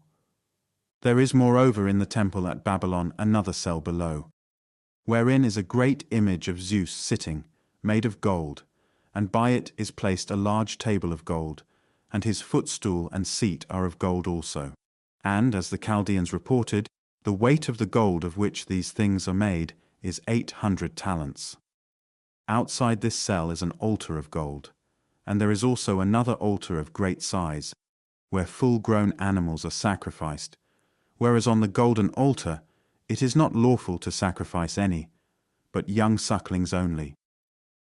And also on the larger altar the Chaldeans offer 1,000 talents of frankincense every year, at the time when they celebrate the feast in honor of this god. There was moreover in these precincts still remaining at the time of Cyrus a statue 12 cubits high, of gold and solid. This I did not myself see, but that which is related by the Chaldeans I relate. Against this statue, Darius the son of Hystaspes formed a design, but he did not venture to take it. It was taken, however, by Xerxes, the son of Darius, who also killed the priest when he forbade him to meddle with the statue. This temple, then, is thus adorned with magnificence, and there are also many private votive offerings. Of this Babylon, besides many other rulers, of whom I shall make mention in the Assyrian history, and who added improvement to the walls and temples, there were also 2 who were women. Of these, the one who ruled first, named Semiramis, who lived 5 generations before the other, produced banks of earth in the plain, which are a sight worth seeing. And before this, the river used to flood like a sea over the whole plain. The queen who lived after her time, named Nitocris, was wiser than she who had reigned before, and in the first place she left behind her monuments which I shall tell of. Then secondly, seeing that the monarchy of the Medes was great and not apt to remain still, but that besides other cities even Nineveh had been captured by it, she made provision against it in so far as she was able. First, as regards the river Euphrates, which flows through the midst of their city, whereas before this it flowed straight, she by digging channels above made it so winding that it actually comes 3 times in its course to one of the villages in Assyria. And the name of the village to which the Euphrates comes is Ardarica. And at this day those who travel from this sea of ours to Babylon, in their voyage down the river Euphrates, arrive 3 times at this same village, and on 3 separate days. This she did thus. And she also piled up a mound along each bank of the river, which is worthy to cause wonder for its size and height. And at a great distance above Babylon, she dug a basin for a lake, which she caused to extend along at a very small distance from the river, excavating it everywhere of such depth as to come to water, and making the extent such that the circuit of it measured 420 furlongs. And the earth which was dug out of this excavation she used up by piling it in mounds along the banks of the river. And when this had been dug by her, she brought stones and set them all round it as a facing wall. Both these two things she did. That is, she made the river to have a winding course, and she made the place which was dug out all into a swamp, in order that the river might run more slowly, having its force broken by going round many bends, and that the voyages might be winding to Babylon, and after the voyages there might succeed a long circuit of the pool. These works she carried out in that part where the entrance to the country was, and the shortest way to it from Media, so that the Medes might not have dealings with her kingdom and learn of her affairs. These defences she cast round her city from the depth, and she made the following addition, which was dependent upon them. The city was in 2 divisions, and the river occupied the space between. And in the time of the former rulers, when anyone wished to pass over from the one division to the other, he had to pass over in a boat, and that, as I imagine, was troublesome. She, however, made provision also for this. For when she was digging the basin for the lake, she left this other monument of herself, derived from the same work. That is, she caused stones to be cut of very great length, and when the stones were prepared for her and the place had been dug out, she turned aside the whole stream of the river into the place which she had been digging. And while this was being filled with water, the ancient bed of the river being dried up in the meantime, she both built up with baked bricks after the same fashion as the wall the edges of the river, where it flows through the city, and the places of descent, leading from the small gateways to the river, and also about the middle of the city, as I judge.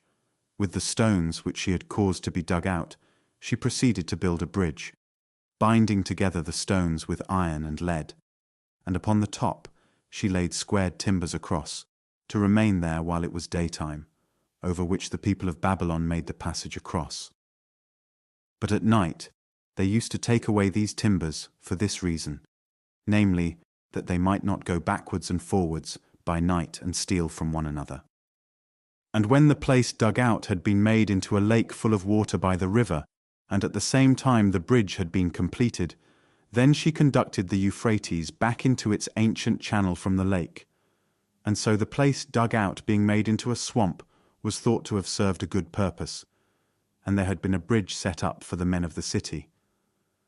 This same queen also contrived a snare of the following kind. Over that gate of the city through which the greatest number of people passed, she set up for herself a tomb above the very gate itself. And on the tomb she engraved writing which said thus: "If any of the kings of Babylon who come after me shall be in want of wealth, let him open my tomb and take as much as he desires. But let him not open it for any other cause, if he be not in want, for that will not be well." This tomb was undisturbed until the kingdom came to Darius. But to Darius it seemed that it was a monstrous thing not to make any use of this gate, and also, when there was money lying there, not to take it, considering that the money itself invited him to do so. Now, the reason why he would not make any use of this gate was because the corpse would have been above his head as he drove through. He then, I say, opened the tomb, and found not indeed money, but the corpse, with writing which said thus: "If thou hadst not been insatiable of wealth, and basely covetous, thou wouldest not have opened the resting places of the dead." This queen, then, is reported to have been such as I have described, and it was the son of this woman, bearing the same name as his father, Labinitos, and being ruler over the Assyrians, against whom Cyrus was marching. This concludes the first book, recounting Cyrus's conquest of Babylon, the customs of the Babylonians, and the story of his death at the hands of Queen Tomyris of the Massagetai. The great king makes his marches not only well furnished from home with provisions for his table and with cattle, but also taking with him water from the river Choaspes, which flows by Susa, of which alone, and of no other river, the king drinks. And of this water of the Chospes boiled, a very great number of wagons, 4-wheeled and drawn by mules, carry a supply in silver vessels, and go with him wherever he may march at any time. Now when Cyrus on his way towards Babylon arrived at the river Gindes, of which river the springs are in the mountains of the Matianians, and it flows through the Dardanians and runs into another river, the Tigris, which flowing by the city of Opis, runs out into the Erythraean Sea. When Cyrus, I say, was endeavoring to cross this river, Gindes, which is a navigable stream, then one of his sacred white horses in high spirit and wantonness went into the river and endeavored to cross. But the stream swept it under water and carried it off forthwith. And Cyrus was greatly moved with anger against the river for having done thus insolently, and he threatened to make it so feeble that for the future even women could cross it easily without wetting the knee. So, after this threat, he ceased from his march against Babylon, and divided his army into two parts. And having divided it, he stretched lines, and marked out straight channels, 180 on each bank of the Gindes, directed every way. And having disposed his army along them, he commanded them to dig. So, as a great multitude was working, the work was completed indeed, but they spent the whole summer season at this spot working. When Cyrus had taken vengeance on the river Gindes by dividing it into 360 channels, and when the next spring was just beginning, then at length he continued his advance upon Babylon. And the men of Babylon had marched forth out of their city, and were awaiting him. So when in his advance he came near to the city, the Babylonians joined battle with him. And having been worsted in the fight, they were shut up close within their city. But knowing well even before this, that Cyrus was not apt to remain still, and seeing him lay hands on every nation equally, they had brought in provisions beforehand for very many years. So while these made no account of the siege, Cyrus was in straits what to do, for much time went by, and his affairs made no progress onwards. Therefore, whether it was some other man who suggested it to him when he was in a strait what to do, or whether he of himself perceived what he ought to do, he did as follows. The main body of his army he posted at the place where the river runs into the city, and then again behind the city he set others, where the river issues forth from the city. And he proclaimed to his army that so soon as they should see that the stream had become passable, they should enter by this way into the city. Having thus set them in their places, and in this manner exhorted them, he marched away himself with that part of his army which was not fit for fighting. And when he came to the lake, Cyrus also did the same things which the queen of the Babylonians had done as regards the river and the lake. That is to say, he conducted the river by a channel into the lake, which was at that time a swamp, and so made the former course of the river passable by the sinking of the stream. When this had been done in such a manner, the Persians who had been posted for this very purpose entered by the bed of the river Euphrates into Babylon, the stream having sunk so far that it reached about to the middle of a man's thigh. Now if the Babylonians had had knowledge of it beforehand, or had perceived that which was being done by Cyrus, they would have allowed the Persians to enter the city and then destroyed them miserably. For if they had closed all the gates that led to the river, and mounted themselves upon the ramparts, which were carried along the banks of the stream, they would have caught them as it were in a fish-wheel. But as it was, the Persians came upon them unexpectedly, and owing to the size of the city, so it is said by those who dwell there, after those about the extremities of the city had suffered capture, those Babylonians who dwelt in the middle did not know that they had been captured. But as they chanced to be holding a festival, they went on dancing and rejoicing during this time, until they learnt the truth only too well. Babylon then had thus been taken for the first time.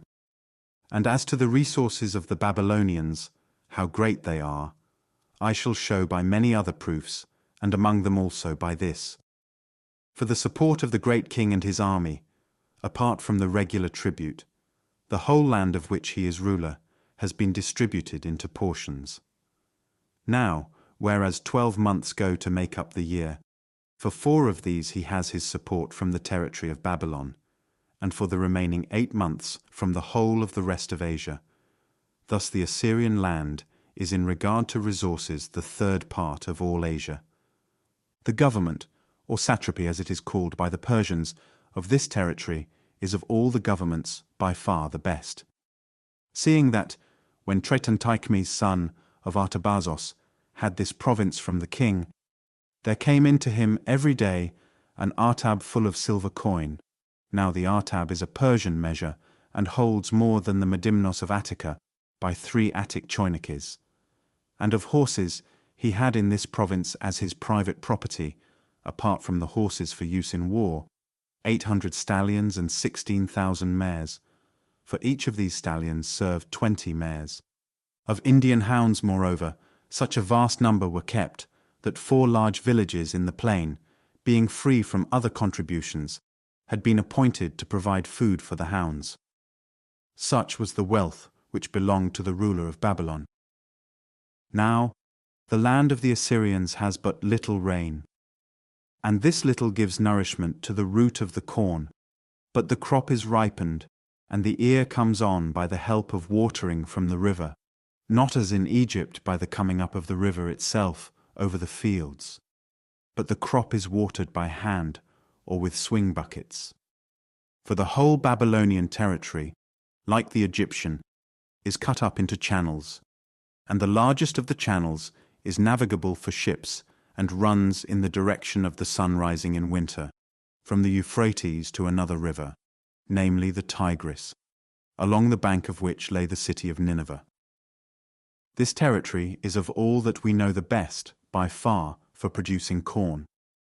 As to trees, it does not even attempt to bear them, either fig or vine or olive. But for producing corn, it is so good that it returns as much as 200-fold for the average, and when it bears at its best it produces 300-fold. The leaves of the wheat and barley there grow to be full 4 fingers broad. From millet and sesame seed how large a tree grows, I know myself but shall not record, being well aware that even what has already been said relating to the crops produced has been enough to cause disbelief in those who have not visited the Babylonian land. They use no oil of olives, but only that which they make of sesame seed, and they have date palms growing over all the plain, most of them fruit-bearing, of which they make both solid food and wine and honey. And to these they attend in the same manner as to fig trees, and in particular they take the fruit of those palms, which the Hellenes call male palms, and tie them upon the date-bearing palms, so that their gall-fly may enter into the date and ripen it, and that the fruit of the palm may not fall off.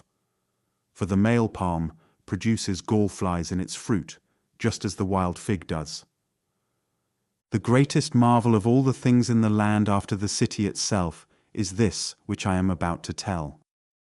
Their boats, those I mean which go down the river to Babylon, are round and all of leather. For they make ribs for them of willow, which they cut in the land of the Armenians, who dwell above the Assyrians. And round these they stretch hides which serve as a covering outside by way of hull, not making broad the stern nor gathering in the prow to a point, but making the boats round like a shield. And after that they stow the whole boat with straw, and suffer it to be carried down the stream full of cargo. And for the most part, these boats bring down casks of palm wood filled with wine. The boat is kept straight by 2 steering oars and 2 men standing upright, and the man inside pulls his oar while the man outside pushes. These vessels are made both of very large size and also smaller, the largest of them having a burden of as much as 5,000 talents weight. And in each one there is a live ass, and in those of larger size several. So when they have arrived at Babylon in their voyage and have disposed of their cargo, they sell by auction the ribs of the boat and all the straw, but they pack the hides upon their asses and drive them off to Armenia. For up the stream of the river it is not possible by any means to sail, owing to the swiftness of the current, and for this reason they make their boats not of timber, but of hides. Then, when they have come back to the land of the Armenians, driving their asses with them, they make other boats in the same manner. The customs which are established among the Babylonians are as follows. The wisest, in my opinion, is this, which I am informed that the Enetoi in Illyria also have. In every village once in each year it was done as follows. When the maidens grew to the age for marriage, they gathered all together and brought them in a body to one place, and round them stood a company of men. And the crier caused each one severally to stand up, and proceeded to sell them, first the most comely of all, and afterwards, when she had been sold and had fetched a large sum of money, he would put up another who was the most comely after her, and they were sold for marriage. Now, all the wealthy men of the Babylonians who were ready to marry vied with one another in bidding for the most beautiful maidens. Those, however, of the common sort who were ready to marry did not require a fine form, but they would accept money together with less comely maidens. For when the crier had made an end of selling the most comely of the maidens, then he would cause to stand up that one who was least shapely, or any one of them who might be crippled in any way, and he would make proclamation of her, asking who was willing for least gold to have her in marriage, until she was assigned to him who was willing to accept least. And the gold would be got from the sale of the comely maidens, and so those of beautiful form provided dowries for those which were unshapely or crippled. This was their most honourable custom, but it does not still exist at the present time, for of late they have found another way, in order that the men may not ill-treat them or take them to another city. For since the time when being conquered, they were oppressed and ruined, each one of the common people, when he is in want of livelihood, prostitutes his female children. They have also another custom which I account next in wisdom. They bear out the sick into the marketplace, for of physicians they make no use. So people come up to the sick man and give advice about his disease, if anyone himself has ever suffered anything like that which the sick man has, or saw any other who had suffered it. And coming near they advise and recommend those means by which they themselves got rid of a like disease, or had seen another get rid of it. To pass by the sick man in silence is not permitted to them, nor until one has asked what disease he has. They bury their dead in honey, and their modes of lamentation are similar to those used in Egypt. And whenever a Babylonian man has intercourse with his wife, he sits by incense offered, and his wife does the same on the other side, and when it is morning they wash themselves, both of them, for they will touch no vessel until they have washed themselves, and the Arabians do likewise in this matter. Now the most shameful of the customs of the Babylonians is as follows. Every woman of the country must sit down in the precincts of Aphrodite once in her life, and have commerce with a man who is a stranger.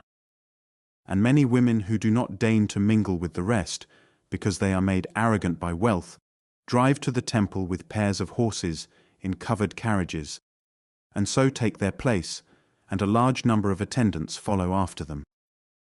But the greater number do thus. In the sacred enclosure of Aphrodite sit great numbers of women with a wreath of cord about their heads. Some come and others go, and there are passages in straight lines going between the women in every direction, through which the strangers pass by and make their choice. Here, when a woman takes her seat, she does not depart again to her house until one of the strangers has thrown a silver coin into her lap and has had commerce with her outside the temple. And after throwing it, he must say these words only, "I demand thee in the name of the goddess Melita." Now Melita is the name given by the Assyrians to Aphrodite. The silver coin may be of any value. Whatever it is, she will not refuse it, for that is not lawful for her, seeing that this coin is made sacred by the act, and she follows the man who has first thrown and does not reject any. And after that, she departs to her house, having acquitted herself of her duty to the goddess. Nor will you be able thenceforth to give any gift so great as to win her. So then as many as have attained to beauty and stature are speedily released, but those of them who are unshapely remain there much time, not being able to fulfill the law. For some of them remain even as much as 3 or 4 years. In some parts of Cyprus, too, there is a custom similar to this. After Babylon was subdued by Cyrus, he had a desire to bring the Massagetai into subjection to himself. This nation is reputed to be both great and warlike, and to dwell towards the east and the sun rising, beyond the river Araxes, and over against the Isidonians. Some also say that this nation is of Scythian race. The ruler of the Massagetai was a woman, who was queen after the death of her husband, and her name was Tomyris. To her, Cyrus sent and wooed her, pretending that he desired to have her for his wife. But Tomyris, understanding that he was wooing not herself, but the kingdom of the Massagetai, rejected his approaches. Cyrus, after this, as he made no progress by craft, marched to the Araxes, and proceeded to make an expedition openly against the Massagetai, forming bridges of boats over the river for his army to cross, and building towers upon the vessels. While he was busied about this labour, Tomyris sent a herald and said thus: O king of the Medes, cease to press forward the work which thou art now pressing forward, for thou canst not tell whether these things will be in the end for thy advantage or no. Cease to do so, I say, and be king over thine own people, and endure to see us ruling those whom we rule. Since, however, I know that thou wilt not be willing to receive this counsel, but dost choose anything rather than to be at rest, therefore, if thou art greatly anxious to make trial of the Massagetai in fight, come now, leave that labour which thou hast in yoking together the banks of the river, and cross over into our land, when we have first withdrawn 3 days' journey from the river. Or if thou desirest rather to receive us into your land, do thou this same thing thyself. Having heard this, Cyrus called together the first men among the Persians, and having gathered these together, he laid the matter before them for discussion, asking their advice as to which of the two things he should do. Their opinions all agreed in one, bidding him receive Tomyris and her army into his country. But Croesus the Lydian, being present and finding fault with this opinion, declared an opinion opposite to that which had been set forth, saying as follows: O king, I told thee in former time also, that since Zeus had given me over to thee, I would avert according to my power whatever occasion of falling I might see coming near thy house. And now my sufferings, which have been bitter, have proved to be lessons of wisdom to me. If thou dost suppose that thou art immortal, and that thou dost command an army which is also immortal, it will be of no use for me to declare to thee my judgment. But if thou hast perceived that thou art a mortal man thyself, and dost command others who are so likewise, then learn this first, that for the affairs of men there is a revolving wheel, and that this in its revolution suffers not the same persons always to have good fortune. I therefore now have an opinion about the matter laid before us, which is opposite to that of these men.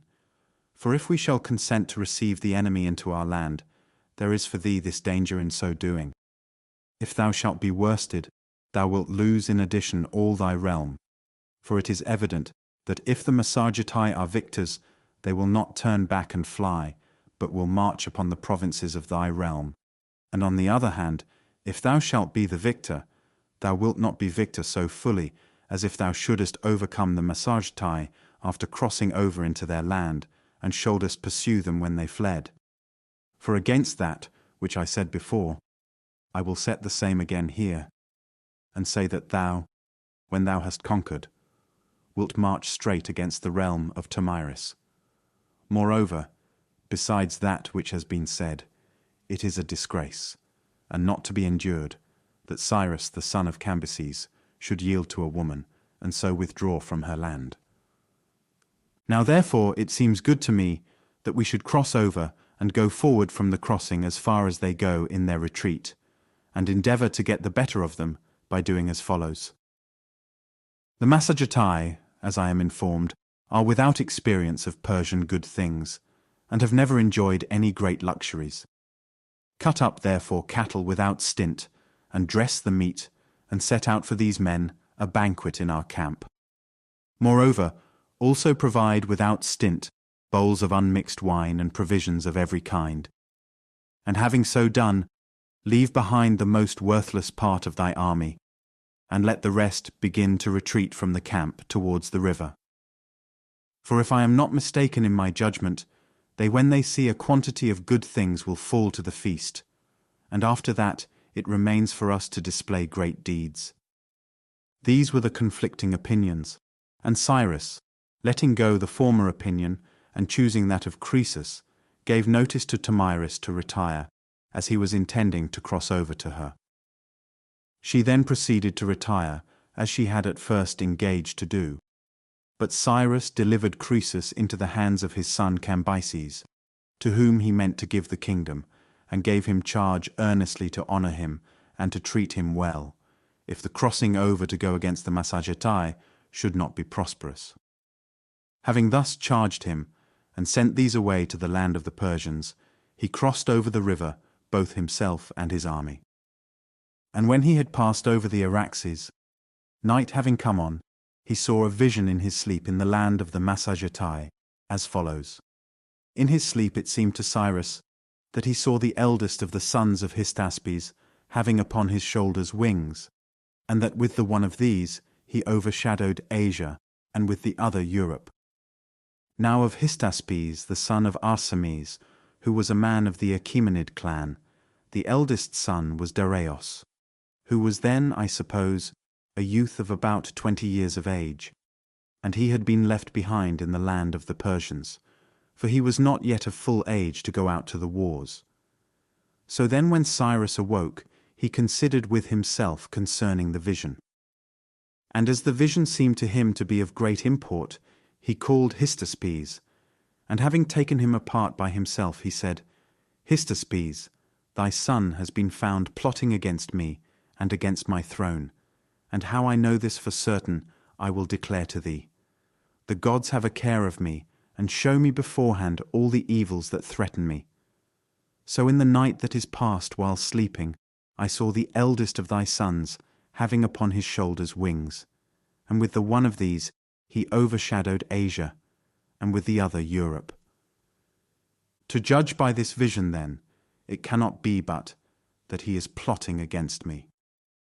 Do thou therefore go by the quickest way back to Persia, and take care that, when I return thither after having subdued these regions, thou set thy son before me to be examined. Cyrus said this supposing that Dareios was plotting against him, but in fact the divine powers were showing him beforehand that he was destined to find his end there, and that his kingdom was coming about to Dareios. To this then Hystaspes replied as follows.